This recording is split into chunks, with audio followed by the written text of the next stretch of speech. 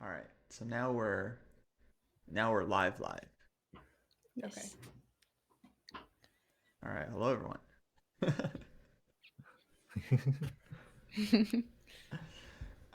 Well folks, shall we get started? Mhm. 'Cause Yep. we got it's like less than 1 week to the tournament. We're gonna Yay. be playing soon. Maya Open. So basically this might be last training session. Uh Before then, we'll see. We got we got the merch. Everyone's Yeah. merged out. Oh yeah. Nice. I just saw the hat. The hat looks good, actually. What kind of hat did you get? This is a 5 panel, so I was gonna show it to you. Maybe I did it without the chess dojo, but I've got it. I'll show you in Maya because I got one that's grey with Uh-huh. a white stitch as well. Very cool. Nice. I kind of like a 5 panel hat Nice. style, but that's just me. Sporting the merch. Cool. Actually, they should let us play for the club chess dojo because in Europe you always have to sign up for a club, and I don't have anything to put, so I just write chess dojo even though it's not an actual club. But they Hey, should well, they you should know, let us. I can get that going. I'm in Europe, kind of. Yeah, I think so. I'd be down. Alrighty, let's get into it. So, today, what I thought would be very helpful for you all would be to tighten up your basic rook endgames. Make sure you know your fundamentals. And so, we're gonna have you guys practice the Philidor defense and then the Lucina win, and make sure you know how to win it. I think with these endgames, you basically just have to learn how to do it. Do it a couple times with your hand, and then practice it a couple times sporadically so that you are familiar and you get this like muscle memory of how to play these positions. Because this one, the Philidor, being able to defend this position down a pawn and then being able to win a winning position when you're up a pawn, it's like so many rook end games boil down to like these two that it's like you really, if you don't know how to play these, then it'll be really tough. It'll be like not knowing how to checkmate with a king and queen. It's like, okay, you win the game, you get an extra queen, and then you can't finish it off. You can't hold like the final end game. So I would say these two are like really, really fundamental. Again, just so many end games boil down to a basic rook and pawn end game. They're more complicated ones, but then they're more rare. Whereas these are going to be really common. And then the ideas in these can be used in like the pawn doesn't have to be on the D file, right? And the pawn can be on many different files, and you can still use like the same techniques. So I think it's a good time to practice it like right before the tournament, so that you guys hopefully, if you get it in the tournament, you'll know how to do it, and you'll have the confidence as well that you know how to do it. Because it's one thing to like read it in a book, like in Silman or something, and be like, okay, I understand the bridge technique, blah blah blah. It's another thing to do it when like the clock is ticking and like everyone's watching and there's like a lot of pressure. So um, you really have to be well practiced in knowing how to handle these end games. Because I've seen so many good players fumble these positions because like they just get nervous and they just haven't like practiced it recently, and then they mess it up, which is just not good. Um, so you guys ready? Yep. Awesome. Okay. Well, first let's just like review some basic ideas so that you guys kind of know what you're trying to do here and we're all on the same page. Let me flip it from Black's point of view. And this is just a basic position I came up with. Let me ask you guys here, if it was Black to play, what would you do? Rook g6. Yeah, I agree. Yeah. Okay, so that move is fine. Um, it's like textbook move, like Philidor defense, get the rook to the 6th rank. I'm glad you guys said rook g6. That's a good move. Um, and I'm sure that move draws. I I don't understand why you wouldn't play rook e2 check. Only on the basis that I know that the third rank is really important. That's that was the only reason why I didn't check. Like once the king catches up to it, you have to go back to the sixth rank anyway, right? Yeah, I don't think it changes a whole lot. It's just an interesting thing to think about. Because for me, actually, rook e2 check is just the most logical move in the position. Just checking the king.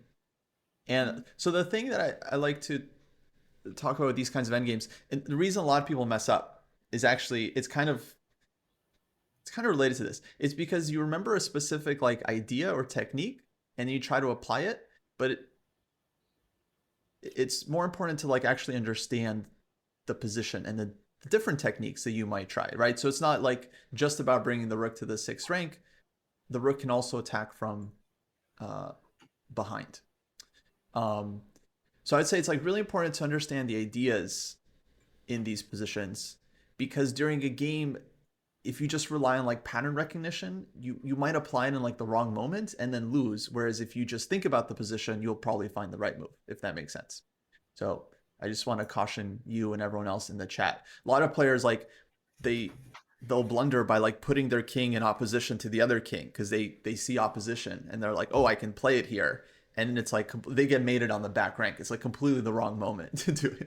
It's like, so you have to be very careful. But anyways, so rook g6 totally fine. I think in this concrete position, if it was black to play rook e2 check, would be actually to me like just the most direct way to defend here. Let's give black the move. Let me just make a useless move for white. So let's say rook e2 check. The king kind of steps back to get out of checks. And then let's say, yeah, we just do nothing here. So white's not really threatening to make progress. And as soon as the king kind of steps forward, we can keep giving checks again. Let's say king d4. Right. We could again just give rook d2 check. Now you could also hold the position, let's say, like this, and then bring your rook down here, right, as usual. But this one is like, I want to say it's almost like a last resort kind of defense, because a lot of times you can just defend it even before it gets to this this point. But okay, let's say from this position here. Yeah, go ahead. But just because I was thinking rook a6, when we go rook a2, they have a chance for rook a6. Oh yeah. And that just felt Let's kind of annoying say, to me. yeah. I think I know what you mean. Let's say I'll go here, and you want to play rook a6 here. Or even before when the king was on d3, like I suppose they always get checked from behind anyway. Yeah, so that's the thing. It's like this sixth rank defense, third rank defense. It's basically it comes up once white has kind of achieved everything, like rook on a7, king on a5, e5, and so on. Right. So if I could just go back to the start here, let's say white played this move and played here, or king e6. King e6. Let's play. Okay, here the sixth rank defense is critical. If you don't know the sixth rank defense here, you're busted. Here is where like, oh, if you give check from behind, this is how you get in trouble, because now you're gonna get attacked from both sides, and this one is decidedly much harder to now defend.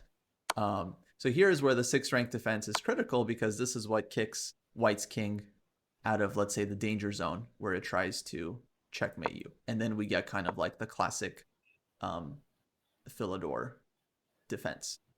So once we're here, then of course it's very important to know how to hold from this position. But even before we get here, I just want to just remind, there are different ideas here, and it's not just about just trying to memorize one pattern, but rather really about trying to understand what both sides are hoping to do. White would like to promote the pawn or give checkmate with some kind of construction like this, d6, king e6, and rook on the back rank, and black is basically trying to prevent that. Okay, and so the main mechanism of the Philidor defense, I think you guys already know this, but if white pushes d6, what should black play? Rook a1. Rook a1, sorry. Rook a1, yeah. Basically, you send the rook back. This is now the right moment, now that the king cannot hide in front of the pawn, and now the rook gives checks from behind, and it's basically pretty straightforward. And otherwise we're just doing what? Let's say rook b7. Just go the other way. We just go H6. Rook h6. Yeah. Rook where? H6. H6. Yeah, exactly. We just sit. If the opponent sits, then we sit. It's important to know when it's okay to sit, because when you're in a game, you know, your opponent will be kind of going back and forth, trying to like unnerve you, take your time. And this is in general the way you try to convert these endgames, is by just dragging it out, trying one idea on one side of the board, they defend, trying something else, and yeah, really just trying to like maximize the pressure. But if they're sitting, if they're not making progress, then we don't have to do anything. We can just sit on our position. And that's what makes this fortress much easier than others, is that actually a lot of fortresses are easy because like you just sit, go back and forth. You don't really have to do a whole lot here. But yeah, it's very important that you don't try to start giving checks and like trying to do something. Like here, you can just, once you're on the back rank, now you just sit, don't let the king advance. And there's really not like, there's not really many tricks here that white can pull, which is why I'm pretty confident you guys are all gonna be able to hold it against me, because there's not like there's not a whole lot white can do here if black just knows this basic setup. So yeah, we should be able to hold it against anyone in the world. Like even Magnus, like awesome. Magnus, like is not, he's amazing, but he's like, he can't bend the rules of physics. Can't change how the pieces move. So I think with 30-second increment, I think you all could confidently hold it against him if you practice it a bit. Okay, shall we try it once? Mm-hmm. Yeah. Okay, let me figure out how to. Let me think about how we could play multiple games at once. I have an idea. I'm gonna try to set up a challenge, and then I'll just send it to all three of you, and hopefully that will work. And then are you gonna switch tabs or something? Is that? Well, I think for me, like, because chess.com has a simul function where it'll just give me one board at a time, and then I play a move, and then it'll just like move me to the next board. Okay.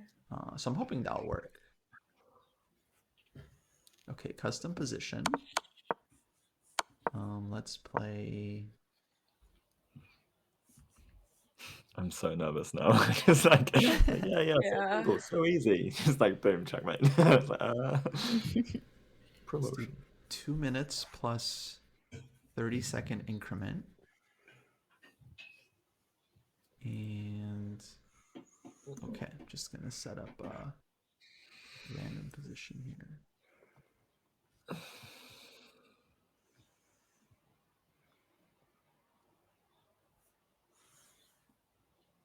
All right.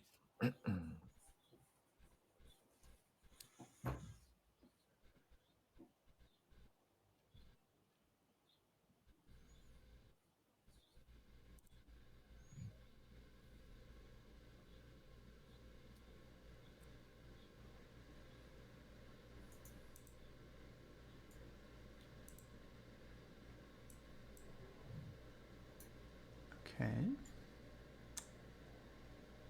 Now, how do I? I think it might only let me.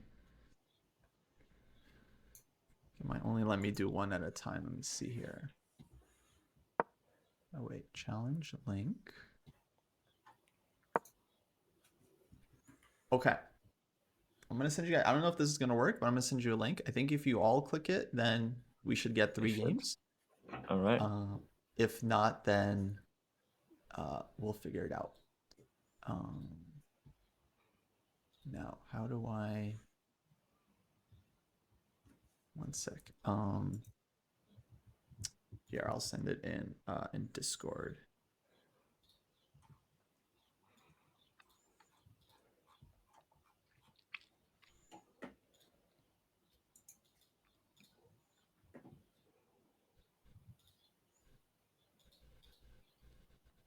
And then once the game starts, I guess we can all mute as usual Yep. Okay. and check back in after. Okay. Let's see if this works. Oh, it didn't link. I have to copy paste. All right, Okay, I it got one works for game. me.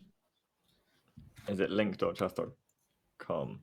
Or Yeah, is if it you just copy paste it to your browser, hopefully it works.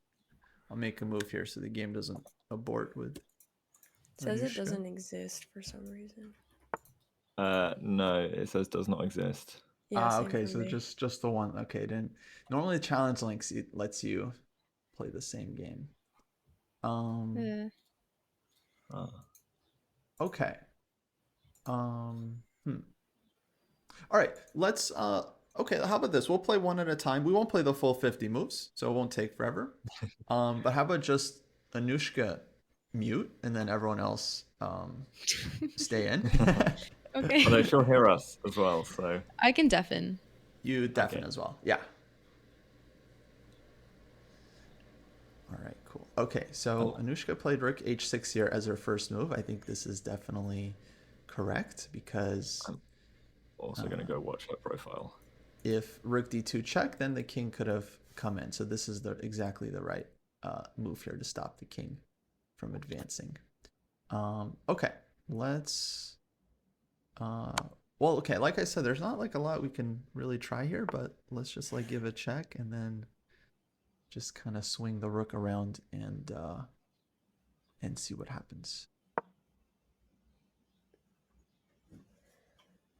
The main reason it's tough here for white to try anything is because it's really hard to organize, like to offer a rook trade that doesn't lead to a draw. Like if I try to trade rooks on c6, it's drawn, or in many other places. Only thing, maybe I can try to get the rook, I don't know, to f6 somehow, maybe. Okay, let's give check. I'll come down.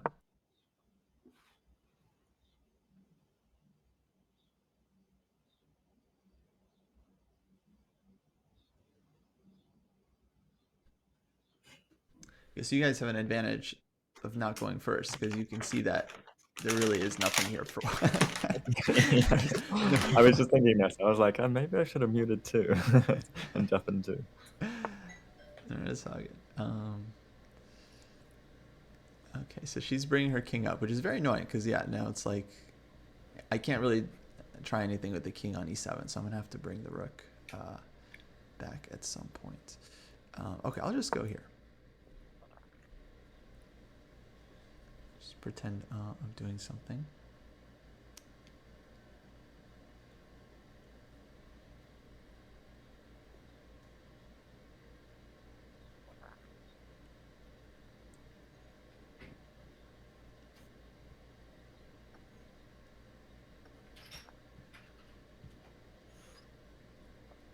Can she play rook a8 here, or is that bad? Rook a8. Yeah. It's Maybe just not. Can you not. play king e4? Yeah, it's not just really doing anything. Just not necessary. I think it doesn't spoil anything because white is not in a position to take advantage. Yeah. But you don't really like need it. And I would say in a game like when you don't have a lot of time, it's better to just kind of like you have your setup and you stick to it, and you only switch if like concrete. Like this check I think is not necessary, but there's really nothing wrong. And then you go back, right? So it's like, okay, you're sticking to your set. Clearly this check doesn't disturb black's defensive idea here. Yeah. So yeah, in general, as long as it doesn't kind of change your whole setup, it's all right. Okay, I gotta find something here. Oh wow. Okay, now she's she's just trying to draw comfortably here. Now she's just trying. Okay, I'll play here. We'll see. I actually like this because now it's like now I don't even like have I don't think I have winning chances anymore. Now I think it's like okay, she goes back. Okay, I'll come in here, make sure the king doesn't step two again, and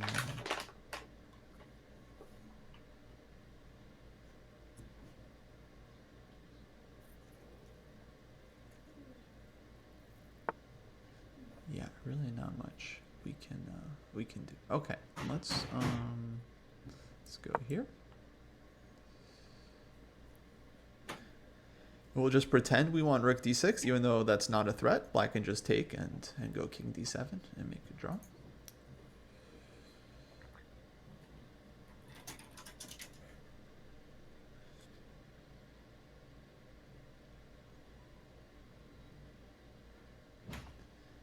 But yeah, of course, black is basically any move with the rook. King e7 is also fine.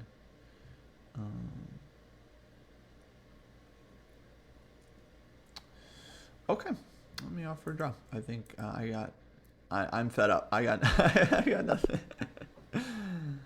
Great. What were you sending draw offers before and I just didn't see them? No, just Oh, okay. Yeah. Sorry. Yeah, good stuff. Well done. Let's see, Matt and Rachel, do you guys want to try this one as well? Sure. All right, let's do it. Let me make a new. Oh, it's all still loaded. Okay, great.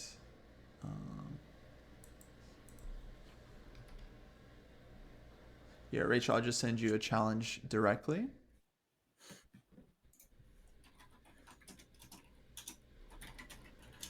Okay. Oh, where did they? Okay. All right, I will. Devin. Great. All right, good luck. Yeah, hit mute audio. Okay.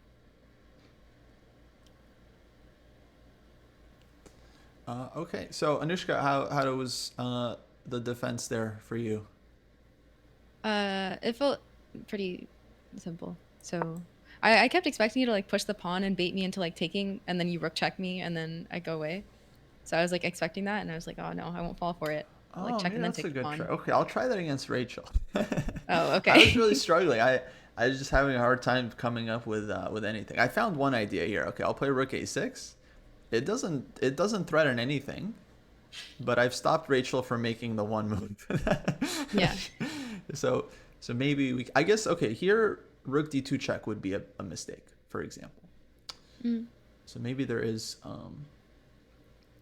a tiny bit of question here for black, but I think basically any. Oh, okay. Well, let's see. King e6. Now this one is still drawn, but now it's gonna get tough. Do you guys have an inkling how you would continue from here?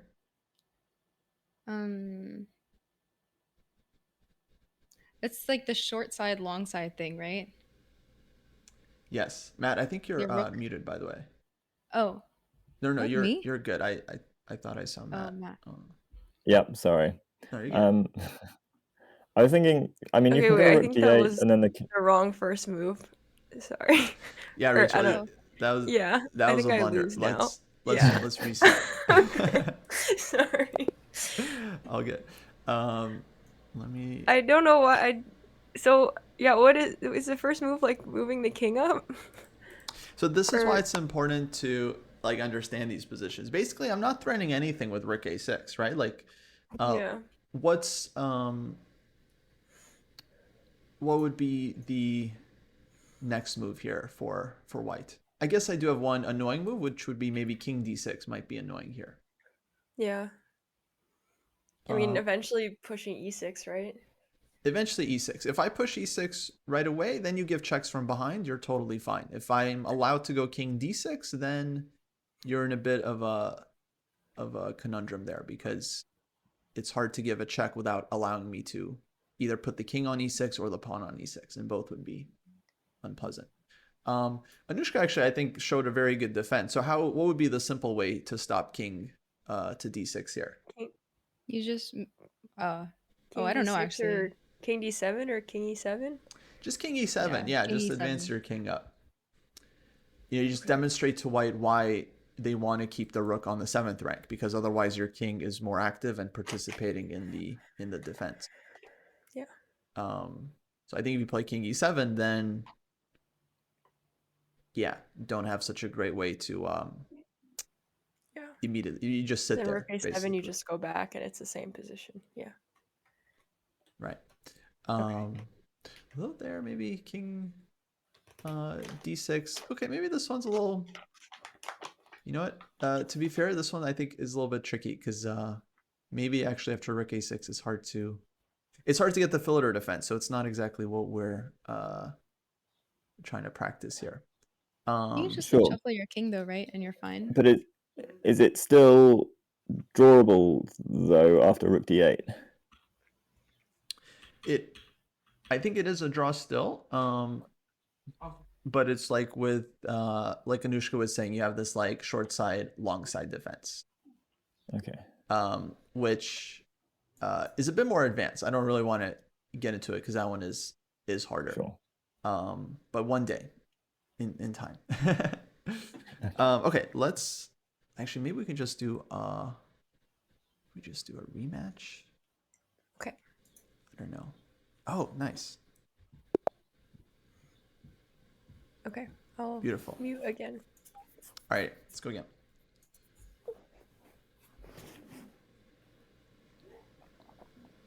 Okay, so yeah, that was interesting. I inadvertently found the position where you can't get the Philidor defense, even though you it feels like you should. So that was my bad. Let's play.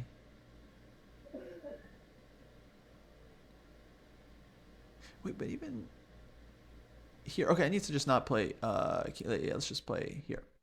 Right. Just need to allow the rook to the 6th rank.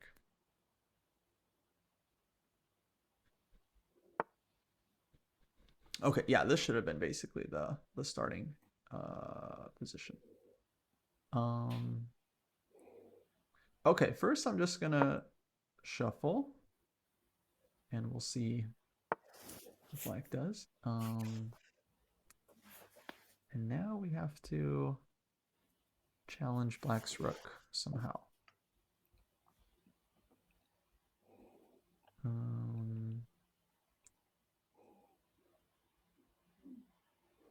right, let's go here.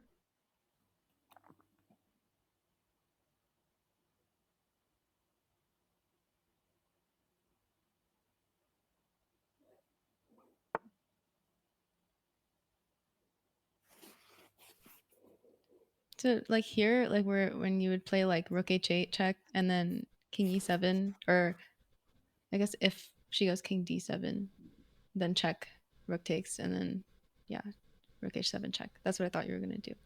I see.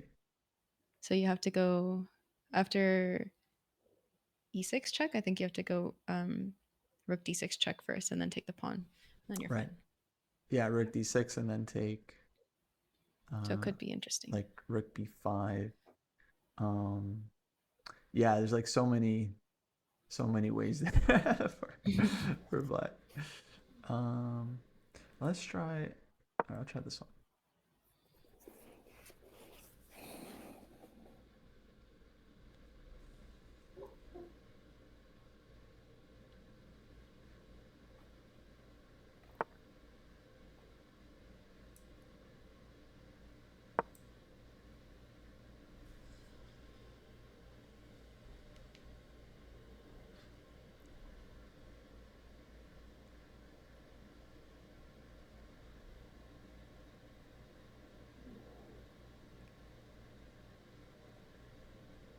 So yeah, there's no threat. It's really just a matter of not panicking, basically, in this one.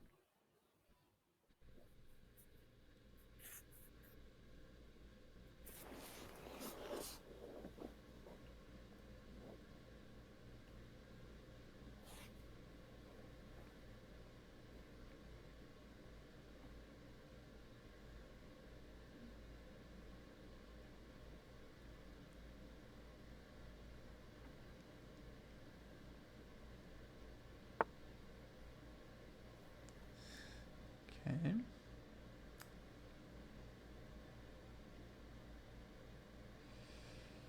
Oof. All right.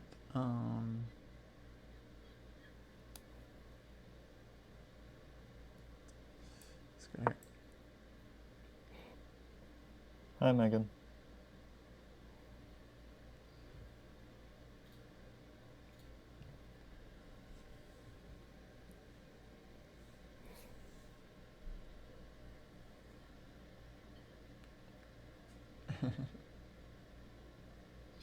Like the Brady Bunch. Yeah.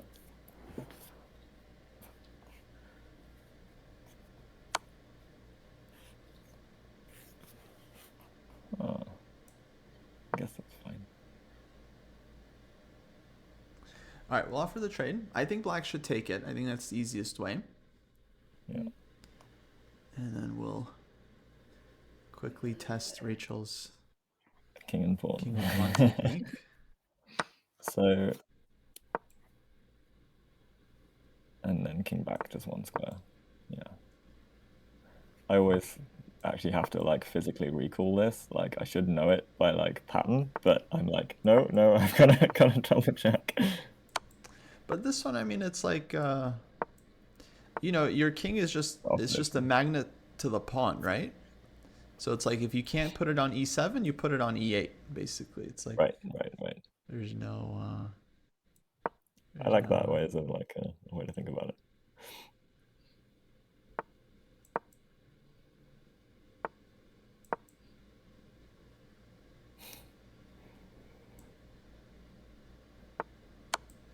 Okay, great. All right. Very professional draw. Yes. Well done. Okay. All right, Matt, you want to go for one? Sure. Let me... Okay. I didn't have many ideas to start here, but wait, custom challenge. No. How did you deafen everybody in Streamlabs, or did you just turn your audio off? Mute audio and stream together. Ah, awesome. Yeah.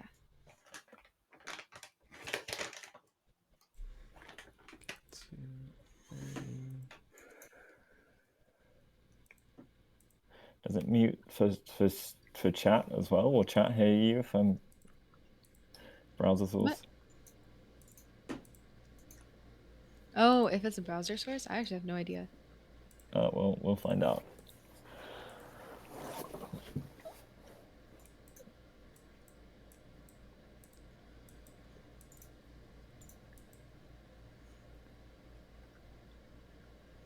I don't think my chat was able to hear you guys, but I'm not sure. Okay. Because then I would just be talking over you, so, and then it'd be weird. Okay, I just sent the challenge.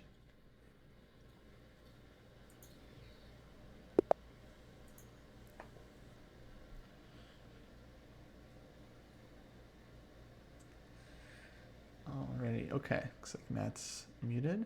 Okay, so with Matt, we just moved it over a file, which I don't think makes a huge difference, but just good for some variety.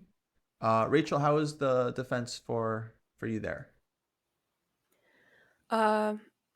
It was, I mean, other than the first game, it was okay. I mean, I wasn't sure, like, right at the end, I don't know, you were talking the first game with Anushka about, like, bringing your rook to f6.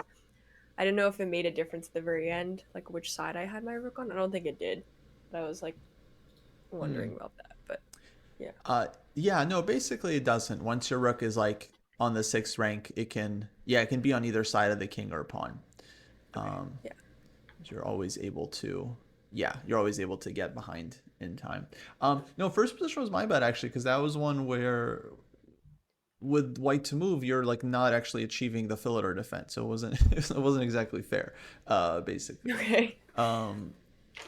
But anyways, instructive position for different reasons. Okay, Yeah. how are we gonna try to all right, I'll go here again.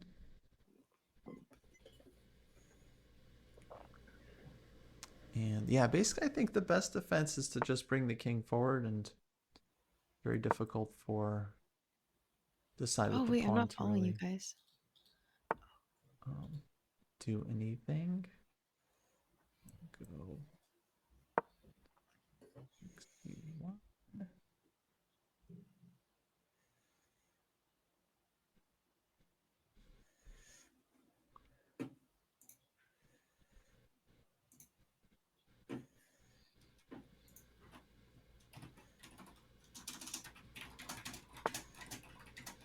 Okay, black just sits, which is correct. Here.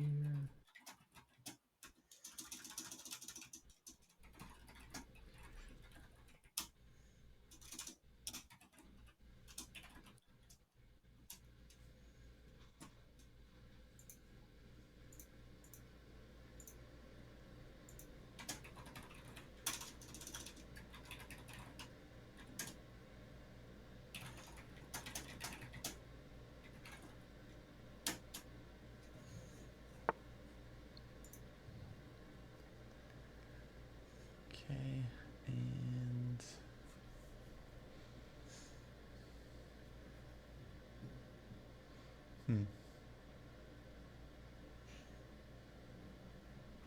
all right, let's try we'll try Anushka's trick.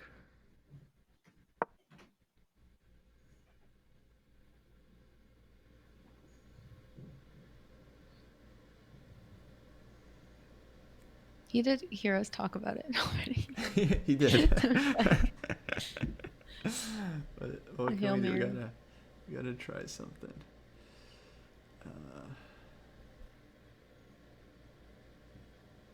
Well, actually, here I'll do it. I'll try it.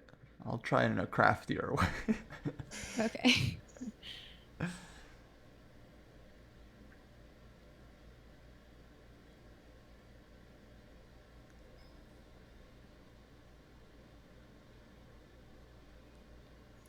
Okay, you still just wait until you push d6 and then move the rook to from behind. That's the idea. I'm gonna go d6, and then And like if, rook g2. and then try to move the rook. Of course, d6 wasn't a threat. Black could give rook g5 check there, and then on rook d5 just trade rooks, and that would be easy draw. This is also good, just stopping me from advancing the pawn. No real way to punish this because my rook can't advance. I'll just check. Now if I could play rook h7 check there followed by king c6, then yeah, we're getting somewhere, but he correctly goes back. And okay, I'll go here. And then I'll push d6 next. All right, let's try it. So what'd you guys do here? Rook f1. Oh, Yeah, Yeah. very good. Makes the most sense. All right. just check from behind. Kind of same mechanism. Yeah, as soon as the pawn goes, you send the rook. And now there's no nowhere to hide. Could you, I mean, when rook takes d6? Oh, The rook h7 check. yeah. Then you resign. Yeah. Let's see. Okay, give check. Not much else.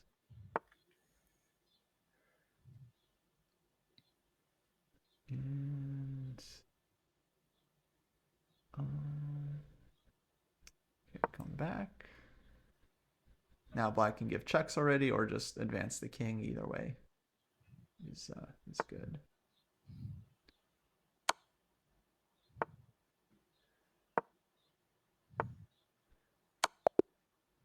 Okay, great. Good stuff. Okay, I think you guys are more than set for that one. You're done. You can mark it off. You don't have to do it ever again, actually. Unless you lose it in a game, you don't have to do it, in my opinion. I think you guys are Let's go. Yay. you guys are set. All right, let's go back to the classroom. And let's talk about the Lucina, which is a bit more interesting because at least you get to win. And there's more variety actually. I think it's harder than the Philidor, I would say. Okay, let's take a look. Okay, are you guys all back? Yeah. Nice. Okay, great. So, Lucina position is a very important technique when we have an extra pawn and black has not been able to set up the Philidor defense. So these two are like linked very, very closely together because a failed Philidor usually leads to a Lucina position where the stronger side then has to demonstrate that they know the winning technique from here. And generally it ends up to a point like this because we could run the tape back a couple moves, but essentially what has happened is black's king is like forced off the back rank. White's king is able to advance the pawn gradually. And eventually we get into a situation like this where the king stops white's king from getting in or getting out from the pawn on one side, and the rook, of course, cuts the king on the other side. And now this is where white has to use their rook to extricate the king.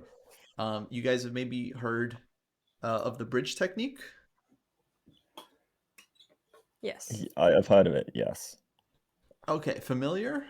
Or Yes. I, like, on a really vague level, looked at it ages ago, can't quite remember. Good. I mean, yeah, essentially it's like getting your king connected with your rook, so your rook's behind the pawn kind of thing. But I can't remember, like, I know that there's some technique, but I can't remember what that is at all. All good, no worries. Well, that's why we're practicing. So okay, Rachel, you said you know this one. How would you play here for white?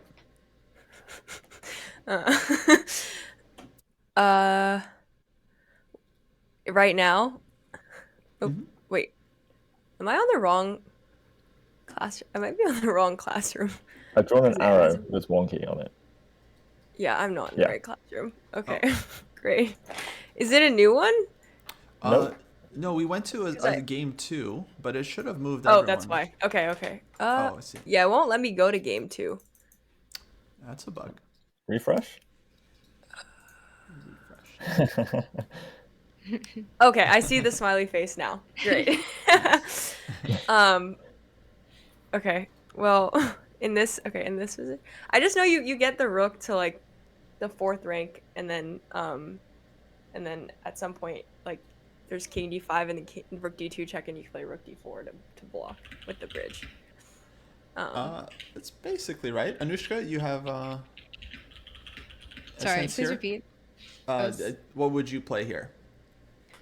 Rook f1 check, and then bring the king around, or rook to the 4th rank, and then bring the king around, and then if the rook f1 and then king e7, and then oh yeah, for white. Or wait, rook f1 and then the king leaves, and then you go and then rook f4. Yeah. And then bring the king. And then so we want to get the king to d5. Yeah. Or then you're checked like this way. Yeah. And you go here, and then this is the last move where you don't protect the pawn, and then you block this way. And if the king ever walks up and attacks your rook, then you can just bring the rook to the other side, and then cover it again. I'm gonna need to see this in practice. Yeah, we'll definitely practice it. But you guys basically have it right. You give check, and then you bring the rook to the 4th rank or the 5th rank, depending on how you look at it. But it's this one. So the reason is if you move it up past the middle point, then the enemy king can harass your rook and mess with your bridge. But at that point, is it possible to reset and sort of, is it still winning or is it draw because you can't? You can pretty much always reset here by basically going back to this position and then winning it fresh. Cool. But just get it right the second time. Checking up, you can also start with this one, intending to play rook f4 check next move, which also works. But again, it's really important to just understand what we're trying to do. We're trying to get the king out. So what does that mean? Let's say black goes rook f2 here. Then what should we do? King c7. then king is ready to come out, right? Because the rook is in position. So I give check, and king is now able to step out. Wait, Right. after rook f2, can't you just go rook e1, rook e8 check, and then queen? Oh, Um, never mind. The king is not out. yeah. But then you can just bring the king out, because if you ever get this like pawn and rook, then you can just bring the king like anywhere and then Infinite attack the rook, checks. and That then queen. no, that absolutely wins. Yeah, check Oh, and okay. you just run away. Yeah. Right. Of course. So Huh. absolutely, like, really important idea to know, because a lot of times you win just like this. So Yeah. rook hits the promotion square, and then king is done. King doesn't need to do anything. So this is even easier. And actually, there's a couple of these, like, I don't want to call them like shortcuts, but there's like multiple ideas here. So for example, in this concrete position, maybe someone in the chat knows, there's actually a much easier way and much more logical way to win than the weird like 4th, 5th rank thing. You can just come this way and challenge black's rook. Sure. So like, Oh. and it's actually way easier because like black literally can't, and it's the same idea. Do You put the anything. rook on the back rank, and then the king runs away. It doesn't have to defend the pawn anymore. So let's just say black sits. It's kind of just more forcing. Like It's much more logical too. It's like you just go Yeah, and yeah, challenge yeah. the rook. Just go and challenge rook, and that's it. Game over. Huh. I suppose it's not as fast. Is that the only difference? Like, is it faster to? I think it's faster. I think it's simpler. So here, for example, after let's say this one. Okay, let's say black comes here. Yeah. Then This is what the engine always does. we come out. Let's say check, and let's say here. Oh.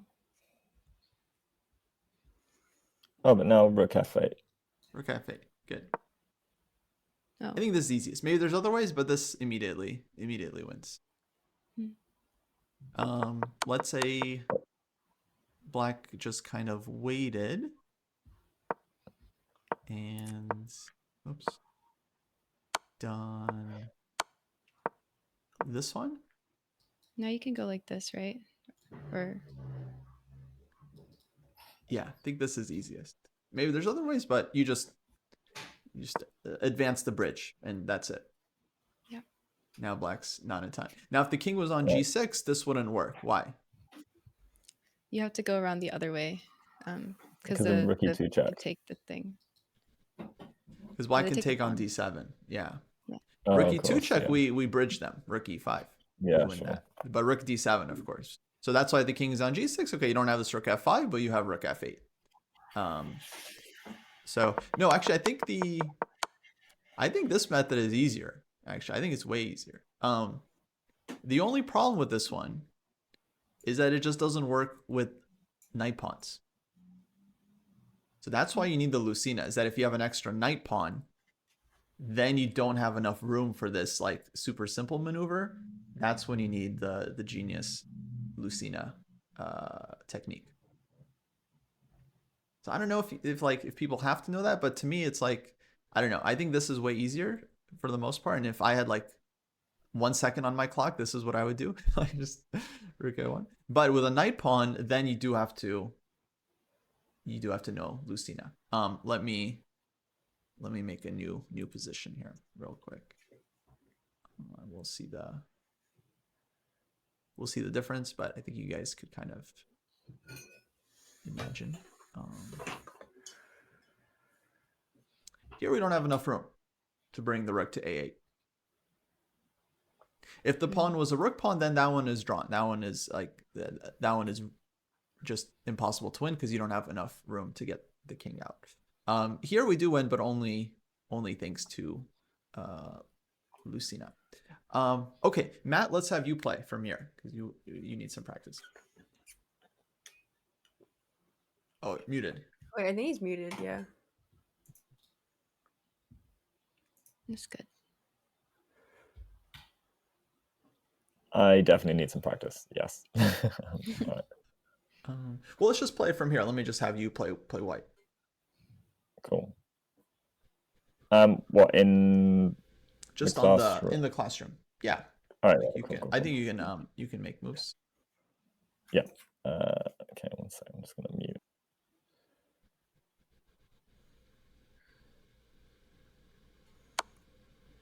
Okay, good.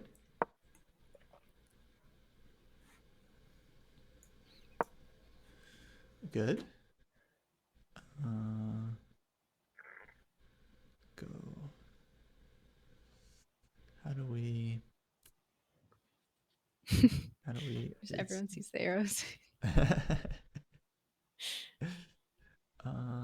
Okay, I'll go here.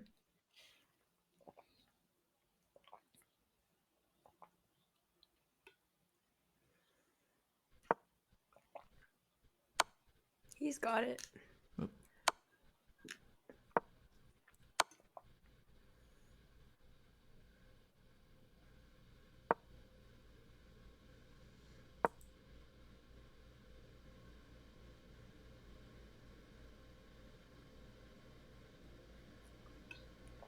Is it rook d8 now?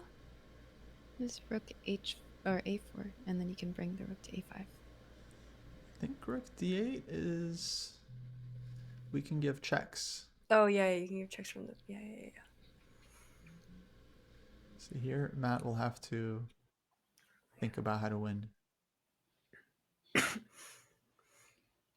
Does rook h4 work? Or like is anywhere on the fourth rank work? So if rook h4, what's your next move? Oh then. Oh, because they're gonna play rook c1. Mm-hmm. Okay. Okay, so I, you need like, to hide never- behind the. Oh, You need to be able go to play ahead. like b6 and a6 and hide behind the rook on a4, so you can't go like check from the a file, right? So where do you want to play? Like rook a4. That way, if like rook c1, okay, you can play king b5 and then. Yeah. Right. So in rook a4, But let's if- say black sits. The rook a5. Rook a5. Then rook a5. Yeah. So that's still winning. Yeah. But if There's- you play rook Mhm. h4, is it the same thing? Because Rook h4. Oh, to play rook h5? yeah. Yeah. Basically anywhere to Okay. like bring the rook to the 5th rank. Okay. It's winning there. You could also start with rook e4 check, just to kind of kick the king even further. I think the simplest though was rook c4, followed by king c7, Okay. Right. Okay. where it's Oh. just no more checks. Yeah. This one though, the king I think is gonna have to reset. Mhm. So this is the struggle with knight pawns, is that you don't have this idea anymore as well. I do like never look for easier ways to do things. Like I always do it like the algorithm way, like without thinking. Yeah, so it's like I think there's strengths to that, especially with low time. It's really good to like have this good like reliance on the algorithm. But Yeah. if there's cases where it doesn't work, then you could like really get it, because like all of a sudden you get so confused. It's like, oh, it's like this was supposed to be winning and then it's not working. Like your brain kind of scrambles. Whereas if you just think about the position on your own, then you'd probably figure it out yourself. Yeah. Yeah, he's got to hide again. Yeah.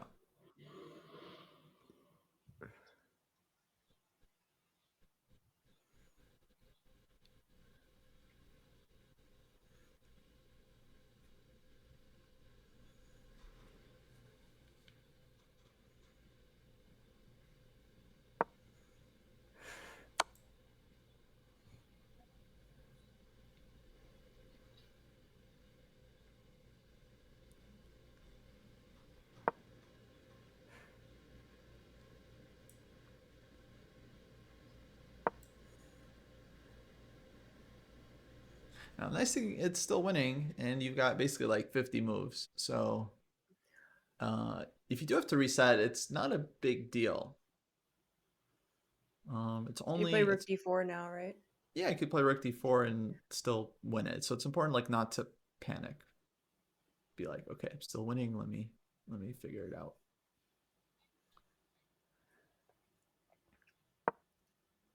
Okay, rook d4, good. All right, I wanna see.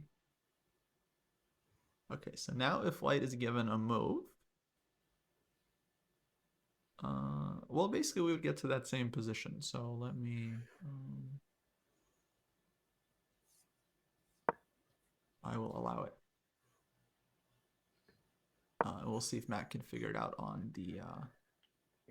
Is your second king try. optimal on e6? Like king e5 is probably like too far away from the pawn or something. Yeah, king e5 I think would be far away. Okay. So for example, then white goes rook to d8, and then the king leaves via c7, d7 even. Right. Okay. Although you go back king e6. So maybe king e5 was okay, but then white would have to find either rook a4 or rook over h4, and yeah, basically find a way to make the bridge. Okay, let's give check. Let's wait. All right, now he has to find it again. Same position. Yeah. Yeah, so you gotta find something nice. Yay! Okay. Let's see. How do I? All right, I'll resign.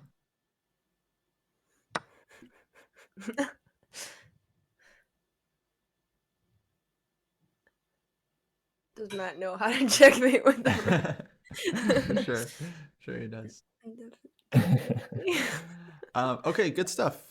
So that one was a little tricky because we didn't really look at this rook c4 Yeah, idea. because I said like also the rook f8 in the other one. I was like, oh, just rook f8, and then I was like trying to calculate actually, like when you were like, yeah, rook f8 is fine, and then I was like, oh, but actually I'm not sure how rook f8 actually works, and I don't think it does because I had to go back and then reset. And in this one, it was rook d8. I went rook d8, and then I've got to sort of tuck myself back in. No, a lot of times, yeah, rook to the back rank would work. It would win, but in this case, yeah, because No. with the knight pawn, you don't have enough space. So again, it gets a little trickier. But you Yeah. do have, you do have this way to like cover the king. This is a nice winning idea. You could also, let's say on king b6, put your king on a6, and then do the same thing with rook a4, and then the king hides on the a file. And right. your so there, okay, there would be one detail to know. Let's say here. Okay, you can give check and promote, or you can promote and give check. Either way. Oh, okay, yeah. Right. Like just typical way to finish that off there. Okay, nice. Rachel, let's have you try one. Okay. Why don't you take over from here as white? All right. I will mute.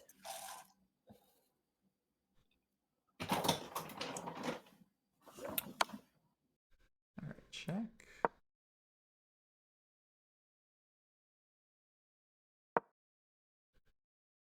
D4, good. All right, let's try this one.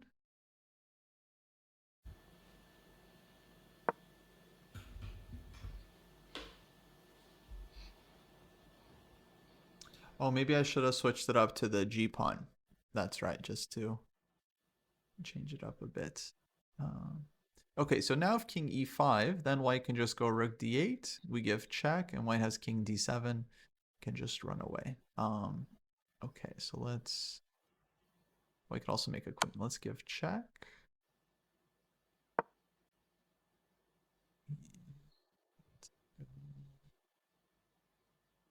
King e5, rook d8 again.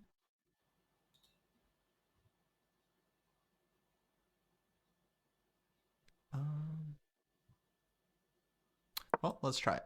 Because otherwise we get the same position that we just had with Matt, basically.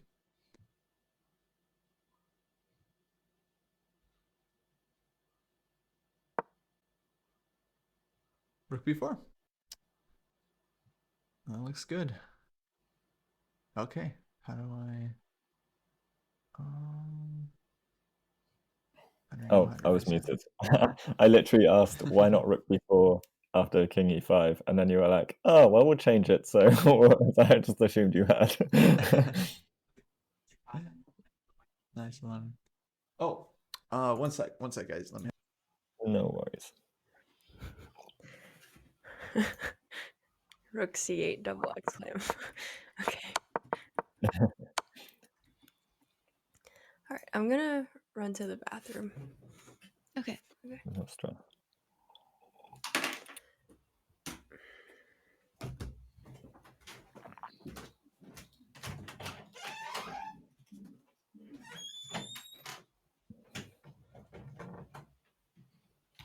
Yeah, it's so easy to forget this stuff. Like, that's for sure. There's so many things. Although me and Rachel were trying the bishop and knight mate out a few weeks ago, so we should probably retry that at some point. Although that's less needed for sure. You said bishop and knight mate. Yeah. Yeah, that one's good. But not very common, and I don't think it's the most important before tournament. But that one is good to try. Yeah, we got some content out of that. Thanks, Fly. I'm proud of me too.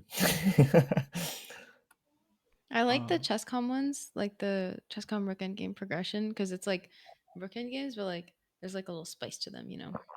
Oh, cool.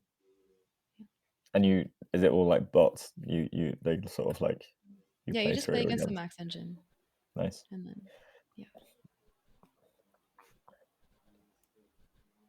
I also like just for fun. Nick showed me some rook endgame puzzles yesterday. Oh, I nice. thought those were cool. Like, okay, I don't know if I can. I don't know if I can show you one, but there's like where white has a king on a8 or a1 and a rook on c1, and black has a rook on a8, and you have to mate with only one rook move. Like you can only make one rook move, and you have to like figure out how to checkmate. Oh, cool. Yeah, All so right. that was fun. That's nice. Yeah. What do you think about puzzles that... So I've seen some chess puzzles that aren't really chess puzzles. Like there's a whole bunch of random pawns on the board, and you've got to find the optimum way for the bishop to like catch all of them without... Oh, like vision training? Yeah. Yeah, I tried those. I don't know about how relevant they are. This one was fun because it's like it actually teaches you about opposition and flanking, but it's like a fun restriction. Nice. Yeah. Nice. Okay, well done, guys. I think you're ready here with the rook endgames. I feel confident you'll be able to handle your own. I'm sure. Oh dear. We'll get... I'll get at least one rook endgame, and then Yeah. I'll see if I can... Yeah. Although I usually would trade into them because I quite like rook endgames. Okay, I don't really know the theory, but like I just quite like them in general to play because I feel them like, okay, they're very complex, but at the same time, like I feel like it's just all about activity, and I quite like that as just a concept. Mm-hmm. Yeah, absolutely. Okay, I wanted to do some opening sparring with you guys if we have some time. Yep. Basically, I'll just have like two of you play it at once, and you guys can just each play, let's say, your repertoire against each other. Okay. And get some reps in. Okay, let me think about what you guys should be doing. Anushka, what do you play against? D4?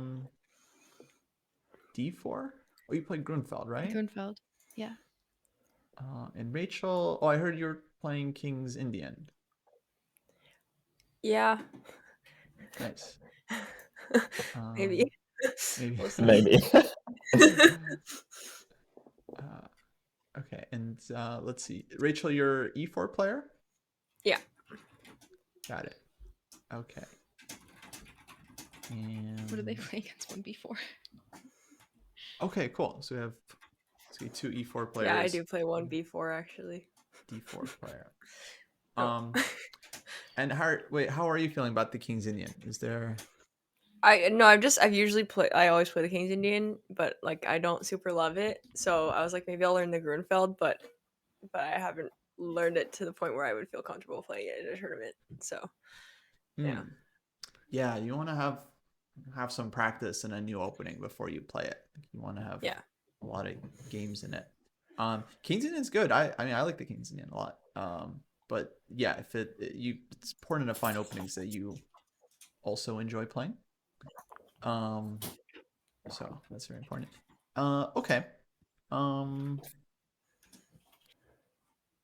So yeah, let's basically have two of you play at a time. I think Blitz would be fine for this, because we're just gonna yeah, just spar the opening. Let's say like by move 20, just offer a draw, and then we can discuss. And let's play a little faster time control. Let's play like 5+3 for this. Okay. Give you guys a few more reps. So who's playing who? Yes. Let's see. So you guys just played.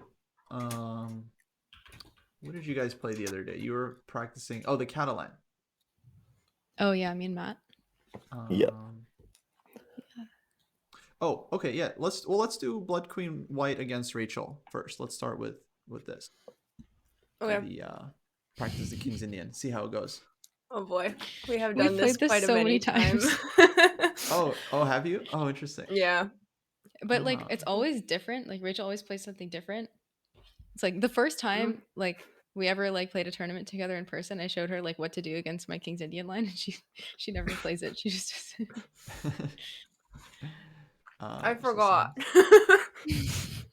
Well, okay, there's like 2 moves that I said. Do you remember what the 2 moves are? Oh my god. Let's just look at it. Actually, now I'm just curious. Okay. Let's just make a new. Maybe once you tell me, I'll be like, oh yeah. Well, E5 or C5, do you remember? Oh wait, sorry. Wait, I completely misunderstood what you said. Oh. Say it. You're saying Do what opening do you play? What? What? No, Wait, like okay, actually, should you Okay. Yeah, so when I to play play E5 versus C5? Yeah, I don't remember that. Sorry. Okay. I play knight c3 and I allow Grunfeld specifically because I have such a high win rate in this King's Indian line, and I want to get into it as much as possible. I like learned how to play against the Grunfeld. I was scared of it for months, and I learned it specifically because I wanted to allow the King's Indian. So that's Okay. like that. Okay. I play Right, Averbach. Anushka, you play Averbach. Yes. Yeah. Okay. And Yeah, I need to touch up on my King's Indian lines. yeah. Rachel, you have access to a very good King's Indian course on the Dojo website. And in fact, there's a starter repertoire that is designed for people that don't have like a lot of like opening theory necessarily, so they can just quickly like learn Where? couple lines. Oh, I did not actually know about this. Yes, it's on the materials page. I think under Yeah, courses if you're a maybe. Dojo member, there's openings. I Yeah, think a lot I of looked at dojos David's don't know. Nightdorf. But yeah, we got like multiple courses. We got Nightdorf course from David. I have a King's Indian course. Jesse has like an E4 course. There's a French Exclaim Dojo. course as well, I think. French. Wow. But yeah, maybe check that out. I feel like you could. Well, yeah, you could get a refresher over the next couple of days, and then there's some really good exercises there as well, Rachel. If you want to try those out. Yeah, no, I'm definitely going to. That are like for like thematic King's Indian type puzzles, basically. Yeah, I'm definitely going to. Thank you. Okay, well, we could spar this. So Anushka, what do you recommend in this? Well, the moves that I know are like supposed to be good are knight a6 here, and you can also, or you can just play normal. Rachel likes playing h6, which is fine. You can do that. And then like play for c5 instead of e5. Mm-hmm. And those are like the only two ideas I know. But then like I know that if you do that, I can't really do my kingside pawn storm thing. I just have to castle, but I still have a good position. Yeah, It's yeah, just a still good line. playable. Yeah. Actually, that's basically, I feel like that's mostly right. Like, black has like two main directions, like one with knight a6 and then e5, which I think is pretty playable. And then you could also play c5 first, and then h6, or maybe even h6 first and then c5. But you can also play like this and then follow up with e6 and play like a Benoni structure. Rachel, do you have any preferences? Do you normally like to play like Benoni style or more like e5? Wait, is the idea where is the knight going, or what's the future of the knight on a6? Because I've never Uh, played knight a6. so with knight a6, basically, yeah, you're trying to fight for the c5 Oh, square. So you go e5, and pretty much white has to close the position here with d5, because usually white is okay. trying to kind of take the space advantage. And Yeah. otherwise, you're going to take on d4, and the queen is lined up against your bishop, which is dangerous. They can go knight f3, but it's not exactly the idea of this system. But anyways, when you take on d4, your knight gets the c5 square. So generally, it's going to c5. Can And I so also like And then say you play like a5 to solidify it, right? Or I saw something about that. exactly, yeah. So this would be pretty typical, like d5, knight c5. White Okay. defends the pawn. Let's say with f3 or something, and then you would play a5 Okay. to make sure that the knight doesn't get kicked. And you wouldn't want to play b4 before f3 because what, knight d7 and b6 kind of? No, e4 is just hanging, so it's like Oh actually yeah, of course. really good tactic to know. You can typically take and go for Right. this. And someone else Right. in the chat said, what if they go a3 to play b4 anyway? Yes, yeah, absolutely. Good question. So this one I just want to say, like, generally these kind of endgames are good for black because bishop's hit. We're trying to take the bishop. Bishop comes back. Then I think we can bring the knight back. And yeah, it's pretty sharp, but it's supposed to be generally supposed to be good for black there. And so if let's say here, so a3 is hard to achieve because there's here there's knight b3 as well, but generally black is just going to play a4 to fix the square. Nice. Now white can start with like b3 and then like very slowly try to play rook b1, a3, b4, but this takes a lot of time, and then by the time that happens, black generally has a way to deal with it. Sometimes the knight comes to a4, sometimes the knight just drops back to a6 if needed. So the plan from here for black generally in most e5 structures is going to be to play for the king side with f5. Here that's hard to achieve because of like the pin. So like a typical maneuver for black is to get the queen out with queen e8 and then like knight h5 and f5, for example, is When do you pretty typical. when f5? I've played similar positions. And sometimes I struggle with like, I know to play f5, you sometimes move the knight to e8, or sometimes to h5, or sometimes to, I mean, rarely to d7. But when, like, how do you know where to move the knight in order to play f5? So sometimes you just have options. Sometimes like multiple moves are possible. Sometimes one might be better than the other. And so it's just about like the concrete position. But generally it's like knight h5 is good if you're thinking about possibly jumping into f4, Hmm. which it could be the case here. Um, if there's no pawn on f3 and it's like your knight can get sniped on h5, then sometimes that's not so good. You have to, be careful about that. Right. And yeah, sometimes black goes knight d7 because it like reinforces c5, and so it gets out of the way, but it also supports c5, which is good, and then plays f5, and then sometimes knight e8 is just completely out of the way is better. Right. But then eventually the knight is always kind of coming back to f6, which is why sometimes it's like not the biggest decision because your knight just comes back to f6 anyway. Okay. After you push f5, but yeah, there's There's examples of all of the above. Like the knight, yeah, sometimes goes to h7, sometimes goes to g8 even. Like there's plans of king h8, knight g8, and then f5 if nothing else is available. Okay, so the knight g8 plan is like when there's not really other options. Yeah, because it kind of takes more time. You have to move the king as well. But I guess there are definitely some cases where it's a thing. But they're not. I would say they're not super common.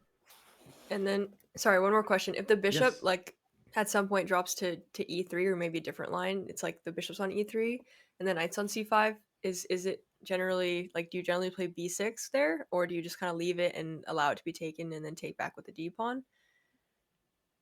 Um, yeah, that one really depends. That's hard to say. B6 is often fine.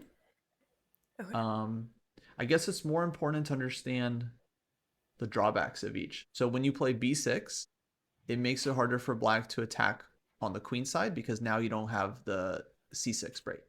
So if white castles queen side, our main form of counterplay is to play C6 and open up Right. the C file and so on. But on C6, it's really important that we can recapture with a pawn to cover the light squares.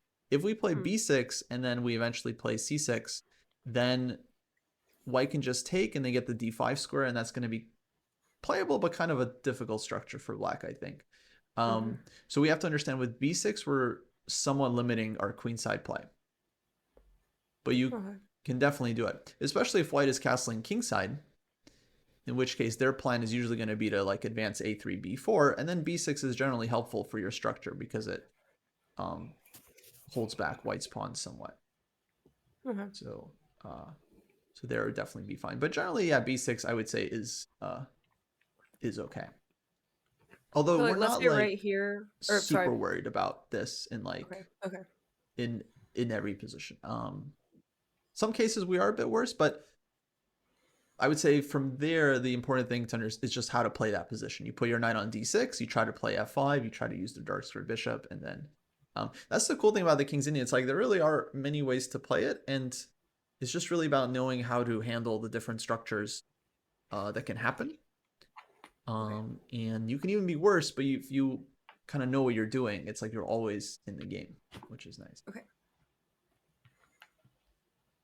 Cool. So I have a question. Yes. In like this kind of structure, I know when like c5 gets played, and you're supposed to just put your knight on f3 and castle kingside, and yeah, play like that. But here, my knight can't come to f3. So, and I'm also not really like. Is it still my plan to attack on the king side and castle queen side, or do I leave my king in the center, or maybe like bring my king to g2, or what am I doing? Yeah. Are you asking about like this position here after a5? Yeah.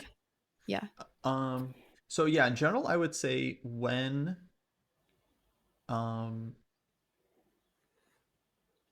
black has pushed e5 and closed their bishop, then generally white does try to castle queenside.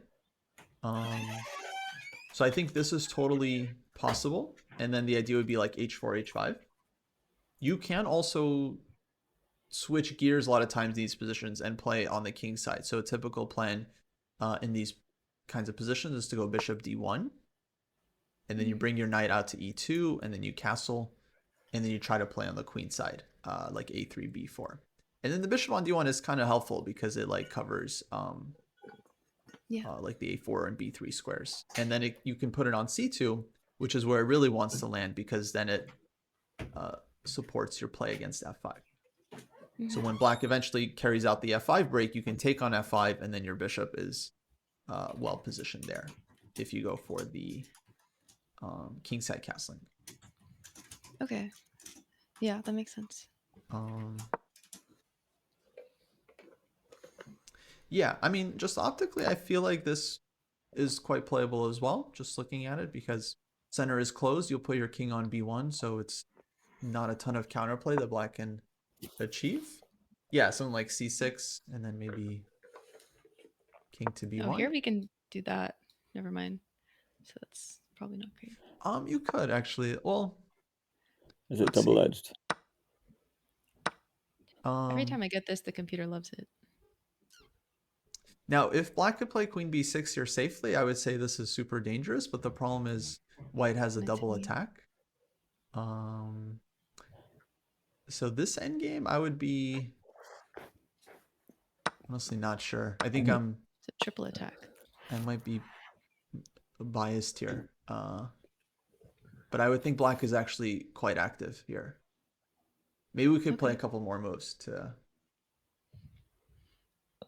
Like, truly understand. can we do this? Well, this one's hanging, so if you want to do that, you have to give up the Shit. bishop. Yeah. You could take on f6 and take on c6, and then you'd be 2 pawns up at the cost of a lot of dark squares. Yeah, I think maybe just bring the guy back. All right, so let's say Oh my god. Sorry. Oh my god. Are you okay? Right down the It- microphone. it comes a bit, yeah, weird. Like,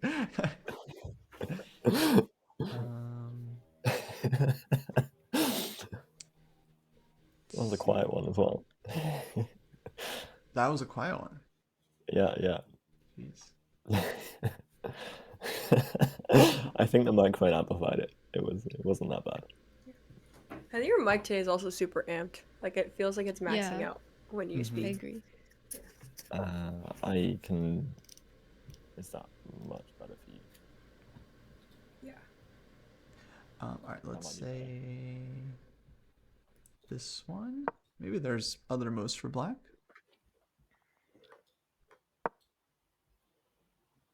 Five.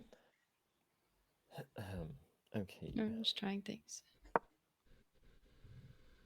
So then this is going to be a problem. Yes.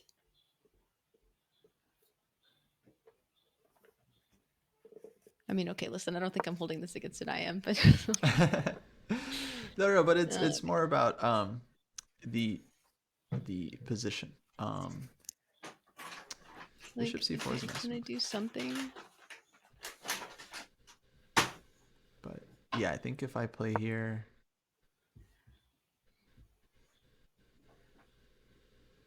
you're gonna win back the pawn. Yeah.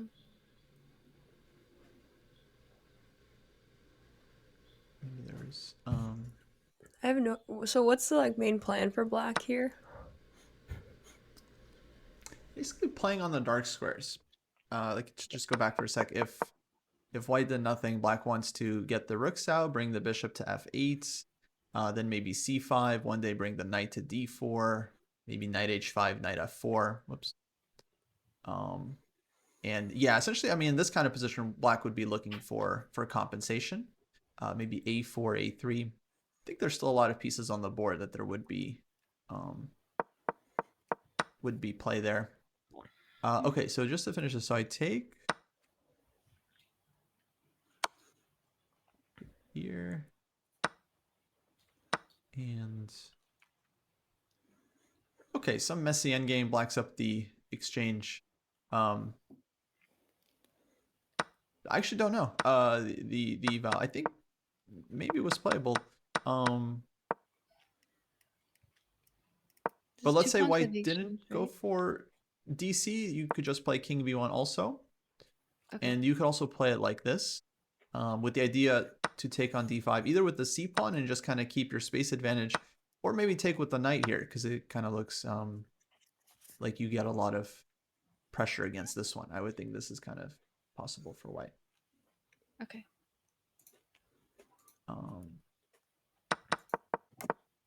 Yeah, and then you also have this bishop d1, knight g2, bishop c2 plan. As Yeah, I like both. I think I'd want to try both. yeah. You definitely can.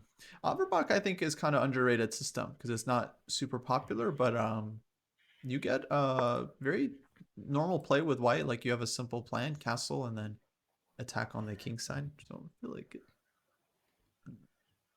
decent choice.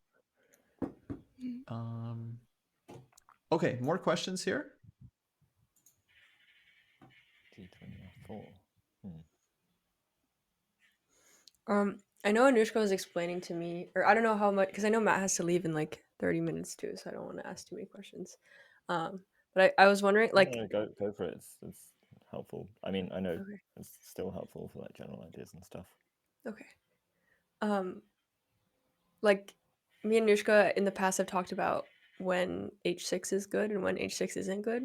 Like, Mm-hmm. generally with this kind of thing, what would you recommend for like when to play H6 or when not to? Um, it's a tough one. Let me think.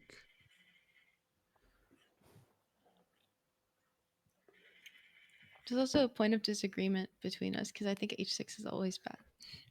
You think it's Even always though bad? I think it's always like fun for me, but or like it just gives me another target. But the computer likes it sometimes. Yeah, so it can be helpful to it's helpful to kind of kick the bishop in some cases. Um, but Anushka, you generally like will bring it back to e3, right? And then like then you get a Mhm. tempo with queen d2. It's kind of your idea. Yeah. Sometimes it's not super relevant. I guess like if you play knight a6, white goes queen d2, and then it's hard to play h6 at any point. Mhm. Um, but there are definitely cases where it's useful. Okay, I'll give you an example. Like, so I was recently looking at this position, and here I think h6 is a really good move because it forces white to choose a square for the bishop, and they don't really have um, any options without drawbacks. Like if bishop e3, the difference here is black has knight g4. It can keep harassing the bishop. And Oh, and then this is like okay. so this is why they start with bishop e2, precisely so black uh, Okay. wouldn't have this idea. And if bishop h4, then the bishop is further away from the queen side. So I think there are some old games uh, like this actually: c5, d5, and queen a5. Taking advantage that white cannot go bishop d2, and like these squares are a bit weaker. And yeah, if I remember correctly, there's an old game here with bishop d3. Black played g5. There's different ways black could play this, but I think the guy just took here. I think this was working. It was like this: take, check, and then his idea was that black has sacrificed a piece, but he has f5 and f4 now to win the piece back with a quality position. Like if queen h5 check, the king just runs to the queen side. There's no problem. Everything is hanging in white's position, and yeah. Anyway, it's just Yeah, that one knight fun g4 move. idea is super good to know. I've never seen that or played that before. This So is yeah, very very typical tactic. I mean, in this case, it's like the follow up is quite involved with this f5, but yeah, really important shot to watch out for. I never thought about why the Aberback is this first. So it's good to now, know. yeah, now you. There's a reason why. Yeah, that's useful. Exactly.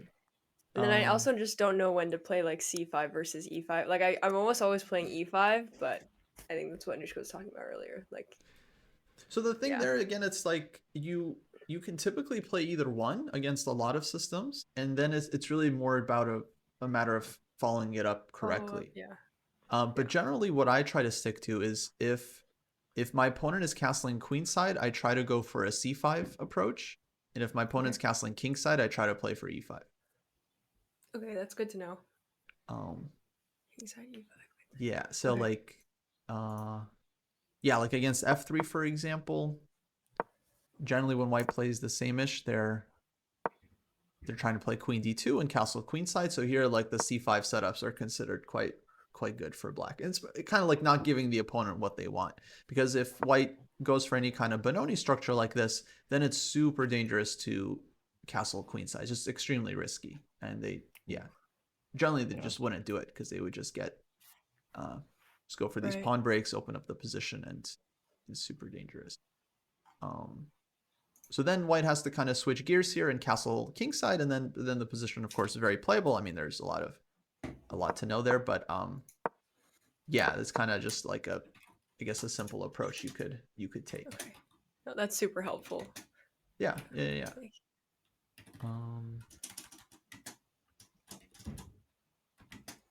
Let's see here. So yeah, of course there's a lot of the kings in it. The nice thing is, like, typically the games just get very sharp anyway, and they just come down to whichever player handles the middle games better. Right. So even if you don't know the theory, you can always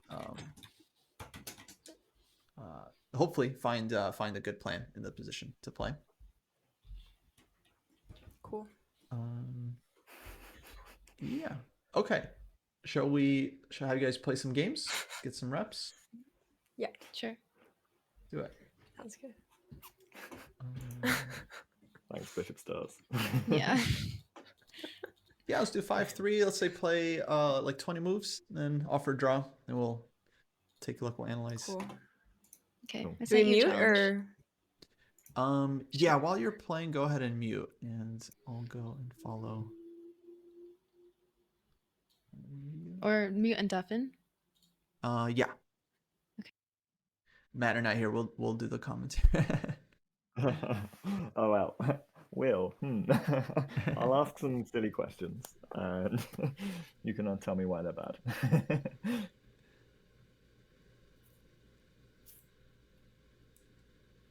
Okay. Hey, Katarina, thanks for raiding Rachel's channel. Welcome, raiders. Wait, did they start yet?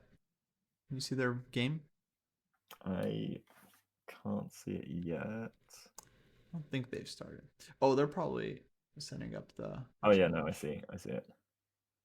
Do you want a link to it?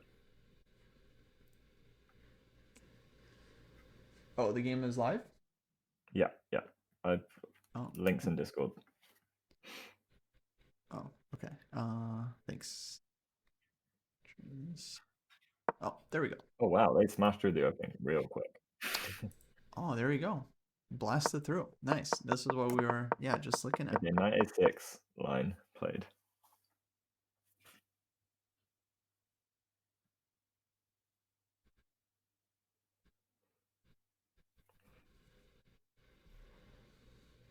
Oh, Phoebe! Also raided. Whoa, huge raid. Hi, Phoebe. Hello, everyone. Hello. We are prepping for the Maia chess tournament as well. We're all going to be there. So we've been doing a lot of training together for the past 5 weeks. We've been doing a training plan set out by Chess Dojo, so we've been putting a hell of a lot of work in. And we're just sparring some openings right now.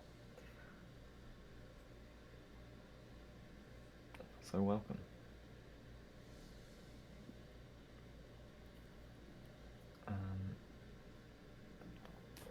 Kostya has just been giving us crazy knowledge on the King's Indian defense. So Rachel and Anushka are now in the midst of sparring that and have followed your Bishop D1 idea as well, which is a really, like, one of those moves, I suppose.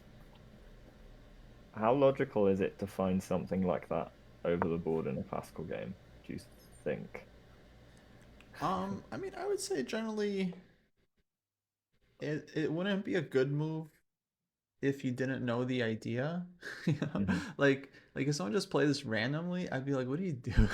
It's just kind of weird. But if you know the idea, then it's a lot easier to find, basically. So if you didn't know the idea, I wouldn't expect someone to play it, and would even scold them for doing so, because it's weird. But if you know that it's idea, then it does kind of. I know. Yeah, I find then it's after just a I lot read a easier. couple chapters of Silman, suddenly backwards knight moves and backwards bishop moves. Like after the first 2 chapters, I was like, can I put it backwards?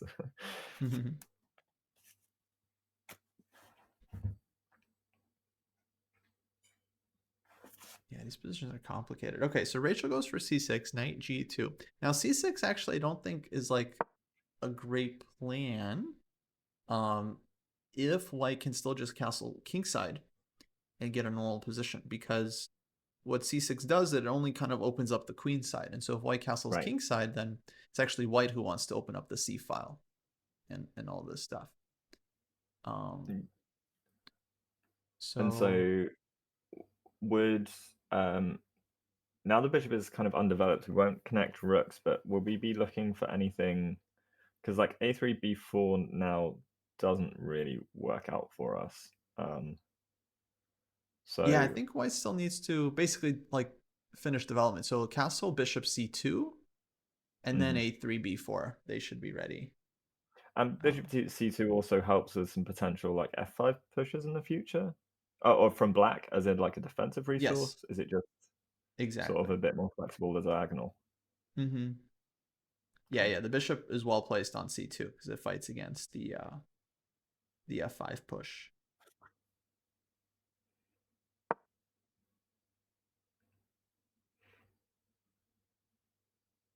Okay, rook c1.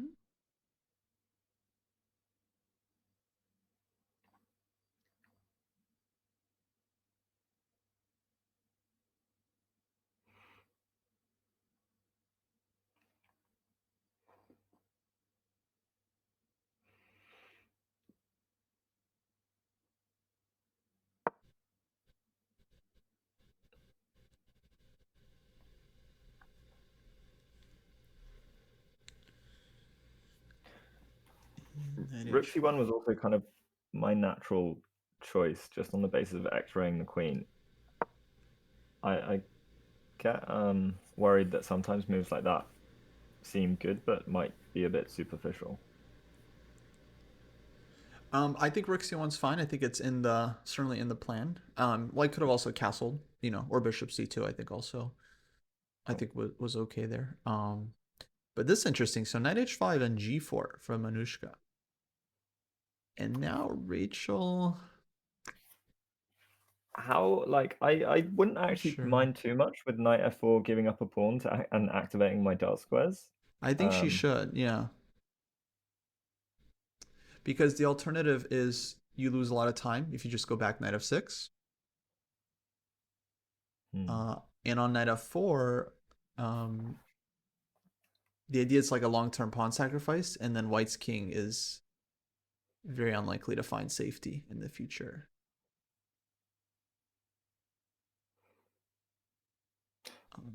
Maybe black has a third candidate move in like h6 or something, but it seems unlikely that would be good. Right. Or f6. And like so, but if for example a bishop was on c2 instead of a rook on c1, would that be any better for us? That seems like a better version for white, right? Because then white would still have the flexibility to castle queenside, which you would definitely want to do in the case of knight f4 to kind of just like run away with the king if you can. Right. Okay, plays knight f4. Good. Absolutely correct Let's move. go.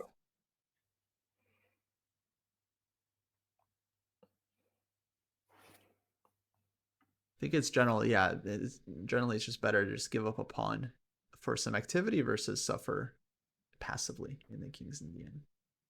It's in the spirit. Yeah, absolutely.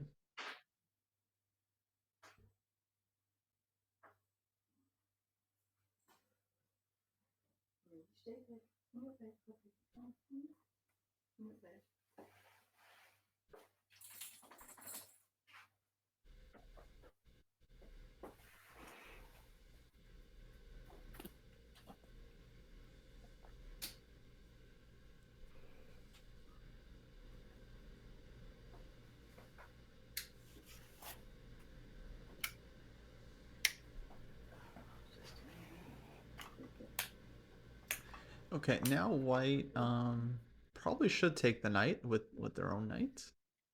Yeah. I think that seems like you kind of have to, right? Because knight d3 check is a threat. If you castle, there's knight h3 check.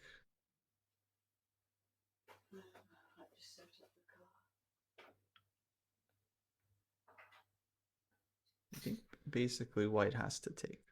Yeah, in the King's Indian, you can't be afraid to play moves like that. Exactly. You can't shy away from these kinds of moves.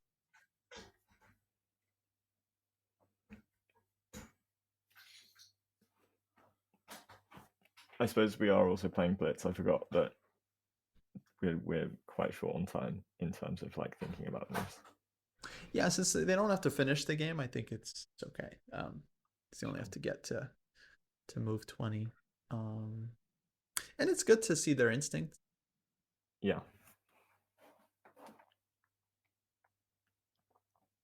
I'm a little surprised that there's like a little bit of thinking time after G4 then knight F4. Well, she was. I guess she wasn't sure if she wanted to play Sure. knight of 6. Probably didn't expect G4 from white. Oh no, I mean right now from Bloodqueen. Oh, I mean, you mean not taking? Yeah, Yeah, maybe I thought she she may have was followed it like surprised. yeah. Possible. Okay, now white should probably take, I think, with the bishop, and then here is where black okay, plays f5. I was thinking maybe there's other moves, but she doesn't really have a lot of time. Because now white can also go dc as a threat. It's an idea. DC might be Of course. Right. a little problematic.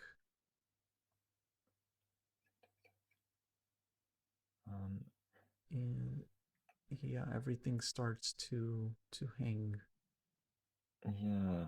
I was trying to figure out if there's any like DC bishop c3, but there's a lot to like move orders. Because I'd love to take on e4 maybe, and then Something, knight yeah, I was takes thinking e4 take as on well. e4 or g4, but bishop d6 is pretty painful. Maybe take on e4, bishop d6, queen b6 is still fighting. But yeah, not enough time for black to figure this out. Knight d5 here, I think, is strong. If queen c6, knight e7 check. Right. Okay, knight d5 here, probably still good. Oh.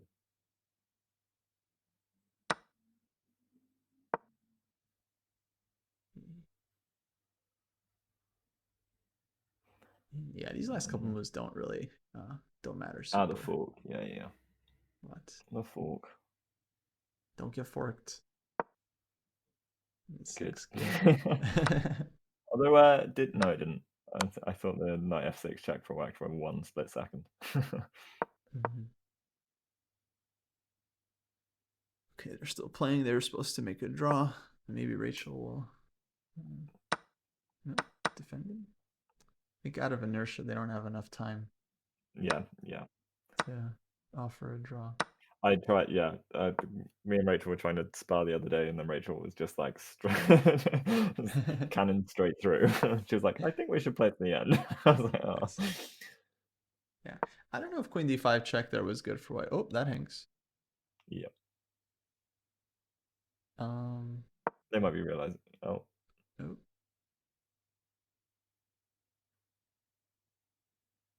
Going for the other rook.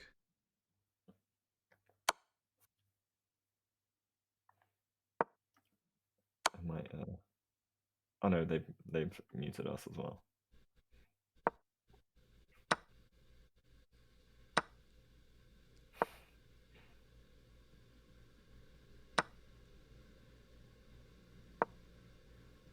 I mean, if they manage to trade all the way down to a Lucina position, I'd be pretty impressed. I feel like we might be getting there. Oh boy.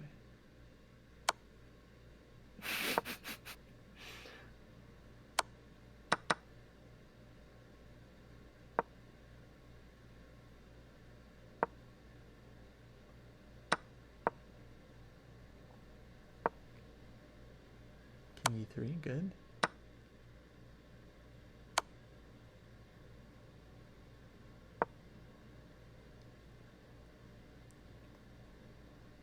Go for knight. Knight f6. Knight f6. Yeah. Ah. Okay. Yeah, I think knight f6 just finishing. There it is. There we go.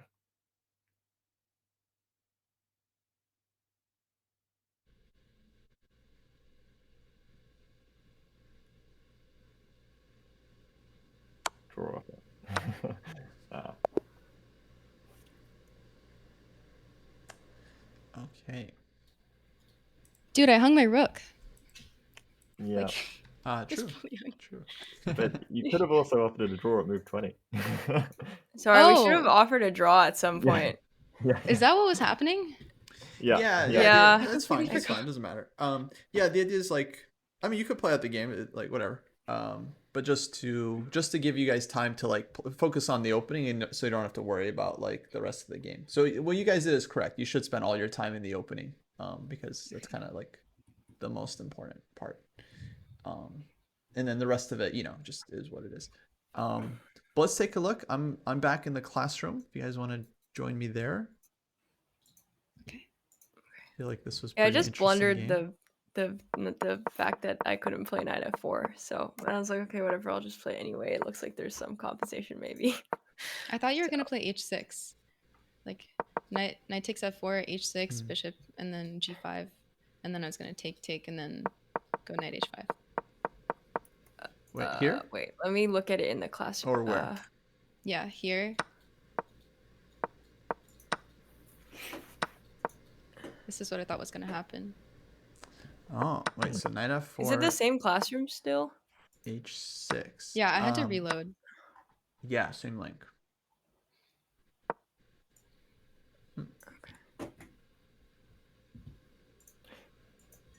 Can you just play knight g6? Oh no, our f3 pawn hangs as well. No, that also looks fine.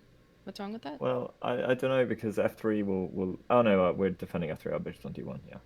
Yeah, this looks fine too. But I like this because it opened the h file and it kept the e pawn there. Yeah, I missed that you could take on c6 after. Yeah, I just missed everything really. I missed that you could take after. Yeah, I was like, oh, f5 maybe we can like open some things up. I just missed that you could take on c6. And then I think I'm just worse there. I think this one's probably still good for white, like especially if you could bring your knight around to e3. I think you're doing well. But yeah, actually, it's kind of unfortunate. It would be good compensation for black if not for DC. Although I was thinking it's probably not great. I think if we had to, I would go for, I think this. And then I was thinking maybe something like this. Then what happens after taking the rook? Just take back with bishop maybe. And you're just kind of trying to play for dark square Checkmate. compensation because white's king doesn't really have a safe square. And but that one we take. This is bad. I just wanted And to then put my bishop queen on d5. d5. It's bishop b4. We get the exchange back. Oh, shit. Might still be okay for white, but maybe knight d5 is probably better. Yeah. I'm not saying I believe in it for black, but maybe this is what I would try. At least like here, maybe there's still some like some difficulties for white because you do have to play with the king in the center. Objectively, of course, it should be completely winning. But okay, once we're there, I don't know. You have to kind of try to keep it alive somehow. Maybe other than f5, we could. Wish we had time for some other move. But no, it feels like a big problem. Yeah, so I think basically this was just like 98 next time and everything is fine. at this moment, yeah, I think here 98 looks like a better choice. Yeah, okay, so let's take a look. So we had this bishop d1. C6 I think is okay, 92. And then so queen c7, I don't really like this square for the queen just because it feels like you're gonna get hit with something in the future. Yeah, I was thinking queen e8, but then I realized after I played c6, I can't really play queen e8 anymore. Or like, if I play queen e8, I have to commit to not playing c6 in a way, because Yeah, then and then d6 white is just can. hanging. So I wasn't sure if the plan was to play queen e8 and then not, Yeah. unless this isn't so bad. But so I mean, maybe couldn't before play c queen takes play. c6 I think you're losing a piece here. instead. Oh no, you're not. I mean, you do have the backwards pawn though. Yeah, I don't know. I think black does have some compensation here still. Is maybe you can Yeah, get basically like rook rook e8. d8 and knight D8. d4. As white's coordination is a bit iffy, but yeah, I think this isn't really generally where you don't really want to combine these two plans. So if we play queen e8, the idea is like knight h5 f5. And if we play c6, then usually, yeah, it's not to follow up with queen e8, but rather to play like bishop d7, rook c8, and play Right. on the queen side. On the queen side, okay. Yeah, yeah. So here So I kind of have to like figure like she's not going to castle queen side because she just played bishop d1. So probably queen e8 and well, you go. know, white still might. Like that's kind of the sneakiness of the system. They still could go queen side if they True. wanted to. So maybe you can also stay flexible, like bishop d7, just kind of not commit. But here, yeah, so other than queen c7, at this point, I would say queen should either come out to b6 or you could play, I think you can play bishop d7 here. You could take here as well. Maybe you were like not sure about knight takes d5. Yeah. Because that's how you avoid all this DC issue, is that like Right, you it's just take on just d5 yourself. So if white commits to the structure, then of course you can play queen queen e8 and move your knight and so on. If knight d5, so this is one where like, yeah, you have to be kind of okay with this, but I think this is okay for black. So let's say knight e6, hitting the bishop, and so okay, this kind of position, let's just say black definitely gets great compensation, because you're just gonna have like all the dark squares and white's pieces are really bad. Queen has to go somewhere far away. So this is one we should be kind of always happy to play. What if you only take one so you don't trade bishops? Wait, how so? Like this? Like you take with the knight, like Mhm. this, and then you just drop the bishop back. Yeah, it's possible. Then I think okay, bishop h6 also is possible there. On either one, actually, I would very strongly consider trying to trade the dark square bishops, which is what black would often like to do. No, you can't really do that, can you? Or yeah, I think it makes a lot of weaknesses. At least here you're not getting hit with tempo, like with the queen, and it feels like you can like do some kind of attack, right? Like this is really empty now. Yeah, I would think actually black is quite all right here, because we're getting the bishop trade. I think we should be happy about that. Okay, so like this, and then Wait, 1 sec. If you take this way, I'm not gonna give up my bishop. oh, Right, so you good probably point. should take with the knight first, and then um and then I don't know if we want to trade actually. Like maybe we can like play knight c5, kind of go after this guy, or we could trade actually. I would think this position, let's say queen b6. Black has one weakness, but white has like so many more weaknesses. I think black is doing really, really well here, actually. Mm. Definitely think we have like the better bishop, and yeah, rooks can come out. I'm trying to like. I feel happy here. Oh, yeah. Maybe a different square. Maybe. Yeah, but also let's say you go here. Let's say I just develop. Mm-hmm. I guess I'm trying to make some kind of attack happen. I can't castle. Yeah, I think white is just Yeah. too open here, basically. So yeah, on CD5, I'm not sure if knight d5 is actually best because of this knight e6. It's kind of annoying. And maybe you should just take back CD, and this is usually pretty safe in this case. Very important idea here. After bishop h4, black to play.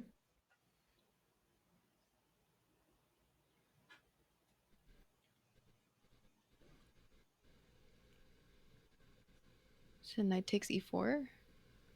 Yeah. Okay.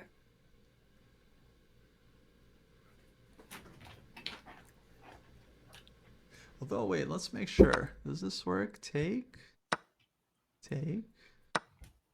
Here. Isn't that bishop Oh, 'cause you don't e7? have e4. Yes, what would you guys do here as black? I think important move here. Oh, I see. Oh, okay. Yeah, I messed up. I'm thinking really hard. Wait. Hmm. Bing, bing. We need a tempi.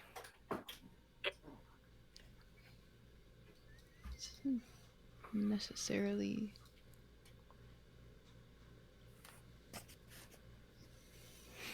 That seems fine.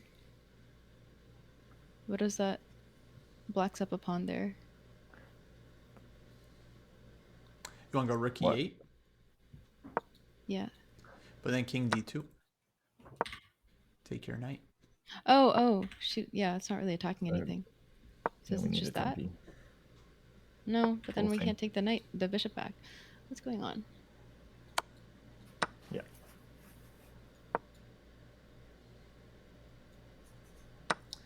And we lost a piece anyway. But this isn't, yeah. I don't see anything. Oh, I thought knight f3 worked. Huh. I see. I don't see that. Like, I'm trying to see if we can take on c4 and then take the knight. But I don't see a way. What's going on? Yeah, I think you have to take on c4, right? I mean, it's better to give the exchange than to give a piece. Oh, so there's no saving the piece. I don't think so. Right. But I think this position is actually good for black. I suppose we are threatening b2 and So the king knight's takes maybe. really well positioned.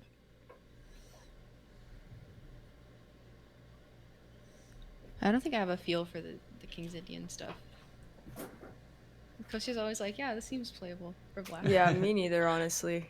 What? I'm like, what do you mean this is fine? What do I even do here? I think I'm just biased. But let me let me ask you guys. So it's not the easiest position to evaluate, but I think black is doing well. So we have 2 pawns for the exchange, and it Center pawns. 2 center pawns. Yeah, so they're quite good. And we have this dark squared bishop that's like pretty strong also. We can play a couple more moves out just to kind of see if we can clarify the situation. Let's say b3, right? Yeah. b3 and then knight b6.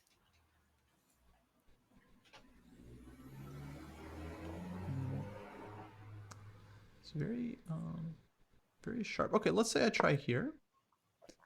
Knight b6. Go here.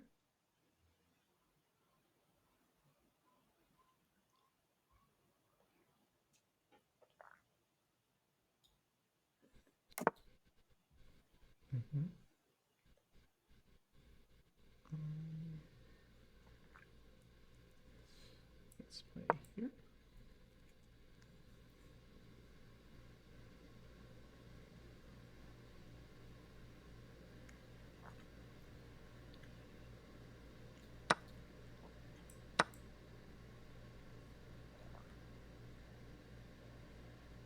So now I'm threatening like e4 and bishop b2.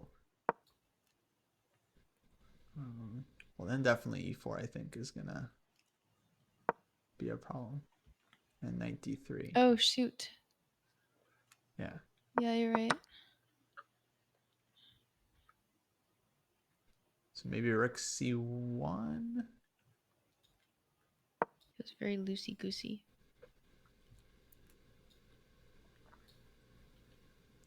Yeah,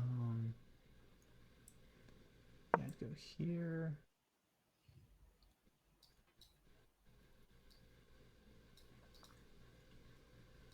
I think knight c3. Knight c3, knight d3 again. So problem. Yeah. Oh. Can I oh shit.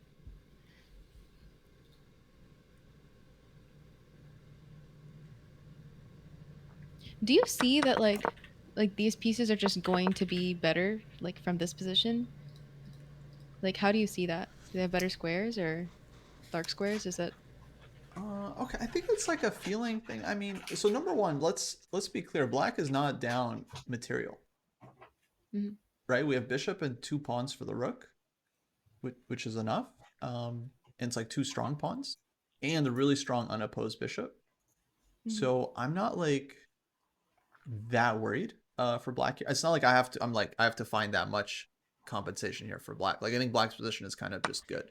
But it's also about like white's development. Like bishop on d1 isn't great, knight on e2 isn't great. Like rooks are disconnected, so white clearly needs some time here to develop.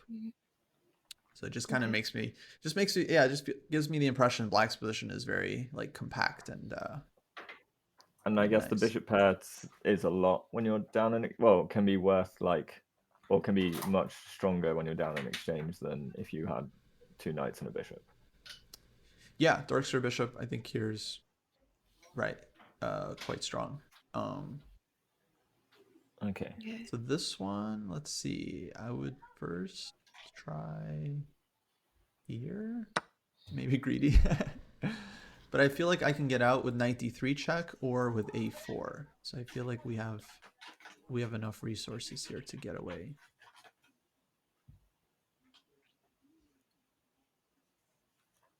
I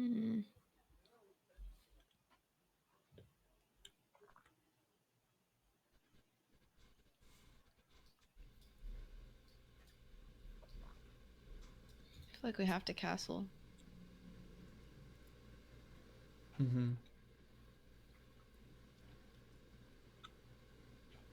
This sucks. I'm like really biased when I'm playing games because I always want to think that I'm winning, and then I don't think I evaluate very like clearly. Like I don't actually think if I had the 2 pawns and the bishop pair for the rook, I'd be like, oh, I'm totally winning. But then the other person has it, and I'm like, but you're down in exchange. Well,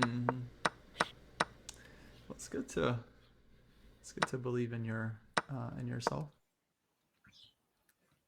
Yeah, I think I would literally calculate this far and be like, nope, doesn't work, and then do something else. Like if I hadn't seen this. I don't blame you. Let me show you guys a game real quick, just because it was helpful for my own kind of formation. So I used to play this opening as black, the Tarash defense, and one of the critical main lines here was always for white to play this setup with bishop g2, castle, and So it's bishop like a g5. Catalan now. Basically Catalan setup. Yeah, it was always considered very good against black's opening. And there is this critical line here with c4, knight e5, bishop e6. And remember, so white has different moves here. I think like b3 is a move to challenge the pawn. And then e4 was also a move. I remember my coach showed me that this move e4 was bad. And he apparently refuted this one over the board. Like he didn't know why it was bad, but he figured it out and then showed me. And then I ended up winning a game in the exact same fashion. So basically black played knight e4. And now if white doesn't take on e7, black is winning a pawn because we grab the pawn, and if knight takes e4, we take on g5 and we're a pawn up. So basically white, in order to justify this, has to go for this one And now if we just recapture, then white is taking back on e4 and they get a good position there. So black, the critical line is to take on c3. Bishop takes d8, knight takes d1. Now white throws a knight takes c6, bc. And again, if white just takes the piece back, we take on d8, we're up a pawn because we snag knight takes e4. So that would be good for black. But of course, white can go bishop e7. And what my coach figured out, Grandmaster Var Akobian, is that he can just play knight b2, bishop takes This is so f8, similar. king Whoa. takes f8. Yeah, I think this is why I didn't have huge problems with our other endgames. I think I had To me, this in my like mind. this is like more closed, so the rooks don't have so much like to do. Like the other one is like feels a bit more like breezy. The other one was, I think, a lot more complicated, than this one for sure. But I always felt this position was super instructive because actually, like, black is completely winning here. It's like a lost position for white, which is surprising. You might think like, oh, black has compensation. No, white's actually lost because we have 2 pawns for the exchange, and we have this super simple plan of king e7, king d6, followed by c5 to create 2 passers in the center. And so white is kind of helpless against this plan because if like rook b1, black can go rook b8, and bishop f5 just kind of kicks the rook, so the knight never really gets in trouble. So that's kind of a important detail. And otherwise the just bringing in the king and playing c5 is such a strong plan that white is essentially helpless. Just has no counterplay. Right. So yeah, that definitely, I was reminded from this endgame because I was just like, oh yeah, you just take the pawn, you give the exchange, and then you're good. you're good. King is also like closer to the center. Yeah. Okay, I don't know how relevant it is to the opening exactly, but it's just kind of useful to see some of those lines.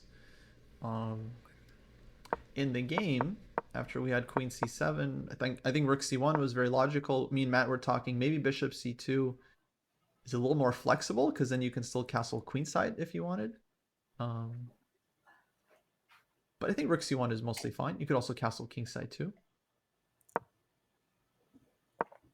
And then knight h5. So I guess knight h5, if g4, knight f4 isn't working, then that means knight h5 is probably not right. And yeah, we mentioned knight e8 maybe is better at this point. And then it's I think still playable position. I would do this one. And then it's okay, you're trying to play h5 and attack. So I guess what do you do here? Yeah, I'm gonna have to bounce, so Oh, okay. I'll leave the stream together up. Okay. Yeah, I might catch have you to guys leave later. soon as well. Yeah, no worries. Let's we can just finish up with this. But Okay, sounds good. yeah, thanks, Matt. We'll see you. See you in a bit. Bye, See Matt. ya. Bye, Matt. I just wanted to show you one interesting game real quick. But yeah, so queen e8, and then white has a lot of moves. You can play bishop d1 here, you can play h4, you can start with f3. I guess one key idea is like if white plays h4, then yeah, black is just in time to play knight h5. And here you actually have this extra idea of knight g3, which is quite I think quite annoying for white, followed by f5 or taking on e2, like taking on e2 possibly, but f5 would be the main plan again. Okay. Yeah, I don't like that. I don't think I would play. Just trying to figure out what I would play here because I can't find something. Let's see. You can also go knight f3. So this would be a bit different approach. Yeah. But then knight c5. You'd go queen c2, and then the idea would be to kind of switch with knight d2 and then castle kingside, and then play for b4 and play on the queen side. Yeah, it looks more like classical, like. Yeah. yeah, like a5, yeah, knight d2, and then Yeah. And now, okay, this is a position where we don't have knight g4 really, because I think we just get kicked. Knight h5 is maybe possible, but also risky. And if knight d7, that would run into knight b5, Mm. which we would want to avoid. So this is a position where I think like either h6, knight h7, exactly, or king h8, knight g8 come into play. Because we just don't have other options. But we feels Makes like we have sense. time because white also played queen d2, queen c2, like spending an extra tempo there. But yeah, you can play like this, for example. Is this ever valid? f4 actually is quite risky for white because it gives black a lot of dark squares. Okay. So generally, black would want to take. And I'm gonna run to the bathroom, but maybe I'll follow up be with f5. Yeah, go ahead. sorry. So with Oh, and up f4, here there's this. yeah, exactly. Oh, Or h6. okay, yeah. Yeah, I never know what my plans are when I castle kingside like this. It's just kind of like hold the space and play on the queenside. So here your plan is mostly queenside. Yeah, with the king on g1, it's like you got to play for a3, b4, and then the only question is how to execute it, because like you want to make sure you don't allow this exactly. And like bishop So is e3, it bishop d7. So here you'd probably want to start with b3. Yeah. b3, a3, b4? Okay. Yeah. And then a3, b4. Maybe rook b1, and so on. If f5, probably f3. And your Rachel bishop, would play this. yeah, very important. Your bishop can still get out. Okay. Now this would be bishop h4 here would be very important, because if not, what can black do? Black would be able to play bishop f6 and force a trade, which usually in black's favor to trade off these bishops because it's such a bad bishop for black, and for you it's a really, really helpful bishop. So very important to, yeah, keep the bishop on the board. So like at this point, this bishop is so bad, and this knight is like black's only active piece, but black is planning on playing on the king side. So like, does it make any sense to take here? No, I don't think this is a position where you would want to take on c5, because Okay. essentially you're unless you have some way to break through, but you would make it really hard to break through because of the dark squares. And this is also a case where if black wants to, they could go b6, because since white is castled kingside, this isn't really a position where we want to play c6 ever, as that would only help white's queenside play. So this is definitely a case where you could go b6. And then exactly, white should follow up a3, and yeah, this is the King's Indian, proper. Yeah. Through and through.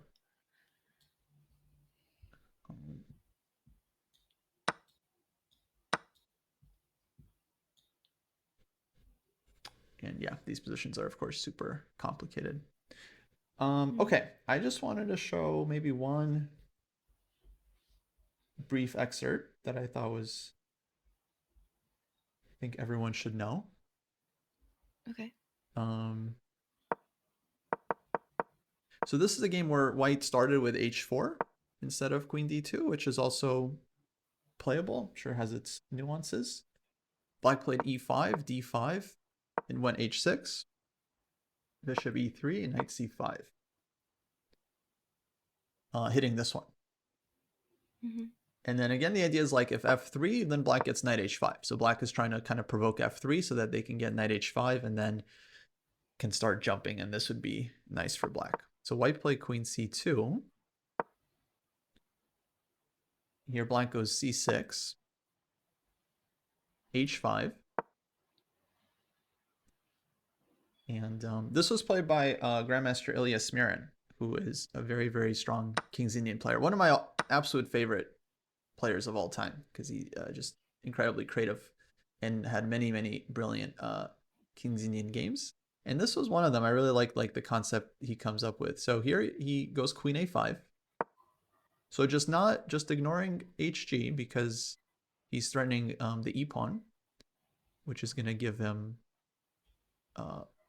much more counterplay. Like white can take here, and then maybe he even takes back, but I think he can also, yeah, strongly consider just taking here and just playing for development, because white isn't really developed enough to checkmate black. So white played f3. Oops. Or sorry, takes first. No, excuse me. Played bishop d2. Black goes bishop d7. Now takes f3. Because if he'd taken on h6, then e4 is hanging again. He goes f3. And now just rook a c8. So at a certain point, you would expect black to defend the h6 pawn, but he doesn't. He just like leaves. So that's how much the dark squared bishop trade is worth here for black. He's willing to give up the h pawn to trade off the bishop. So he's like very, very happy to actually enter in this position as black, because after king g7, he's now going to get counterplay on the h file with rook h8. He's going to get knight h5, and all of black's pieces are essentially just going to start taking over. Can you play queen c1 at one point? Yeah. Let's say. Pair it? Oh, like here? Like before you do the trade, like Queen c1. or something. Um. You come to g5 at the end, or even like. Yeah, this would don't force know. black to do something different, because definitely we wouldn't want to allow the queen to h6. That's for sure. Good question. Maybe I would start with this one. And then the idea is if you take, I want to go knight f4 to keep the queen out. Okay. Okay, there's also knight d3 check is a threat, but the main thing is, yeah, we just want to keep white's queen from being active. Okay. So this, I would think, yeah, I think black is doing all right here. Let's say, I don't know, queen, king f1 or something. We would get a pretty similar situation to the game where black plays rook h8 and kind of takes over on the h file. So in the game, white didn't take right away. You went rook b1, threatening b4. Black dropped back. Now he takes on h6. Takes, king g7, rook h1, knight h5. And yeah, black just had all the compensation in the world here. So I'll just show a couple more moves. Queen d2, rook h8. And now white, yeah, just can't really find a good square for the king. Anywhere the king goes, black will always have good counterplay. And so in the long term, black just has like very, very long-term compensation. This is basically it. It's just very difficult to play white's position. He tried bishop f1, I think, to develop the knight this way. Black went queen b6, knight g2, knight f4. Okay, nice little tactic here. Rook takes h8. He gets knight check. Forces the king to move. And even here with the simplified material, white's just has a very hard time holding this position. And then, yeah, rook c1, bishop h3. So white's king finally reaches some safety, but now black is essentially breaking through on the king side. And then he went on to win this endgame. So I just wanted to show this one just because I think it's very important that, like, yeah, a lot of times you're just willing to give up this h pawn. If you can trade the dark squared bishops. If you can trade the bishops without giving a pawn, even better. But yeah, this is kind of a nice, let's say, concept to keep in mind. Okay, that's my one game for the Averbach that's worth knowing. There are others, I'm sure. At least from black's point of view. There's some from white's point of view as well.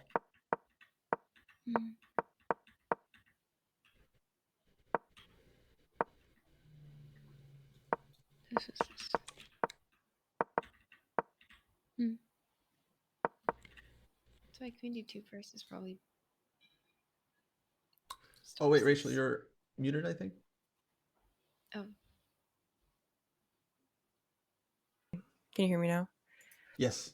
No, I was just saying like both the King's Indian and the Grunfeld seem so complex that it feels like you have to just pick one to like maybe I shouldn't even bother learning the Grunfeld and just like get deeper in the King's Indian.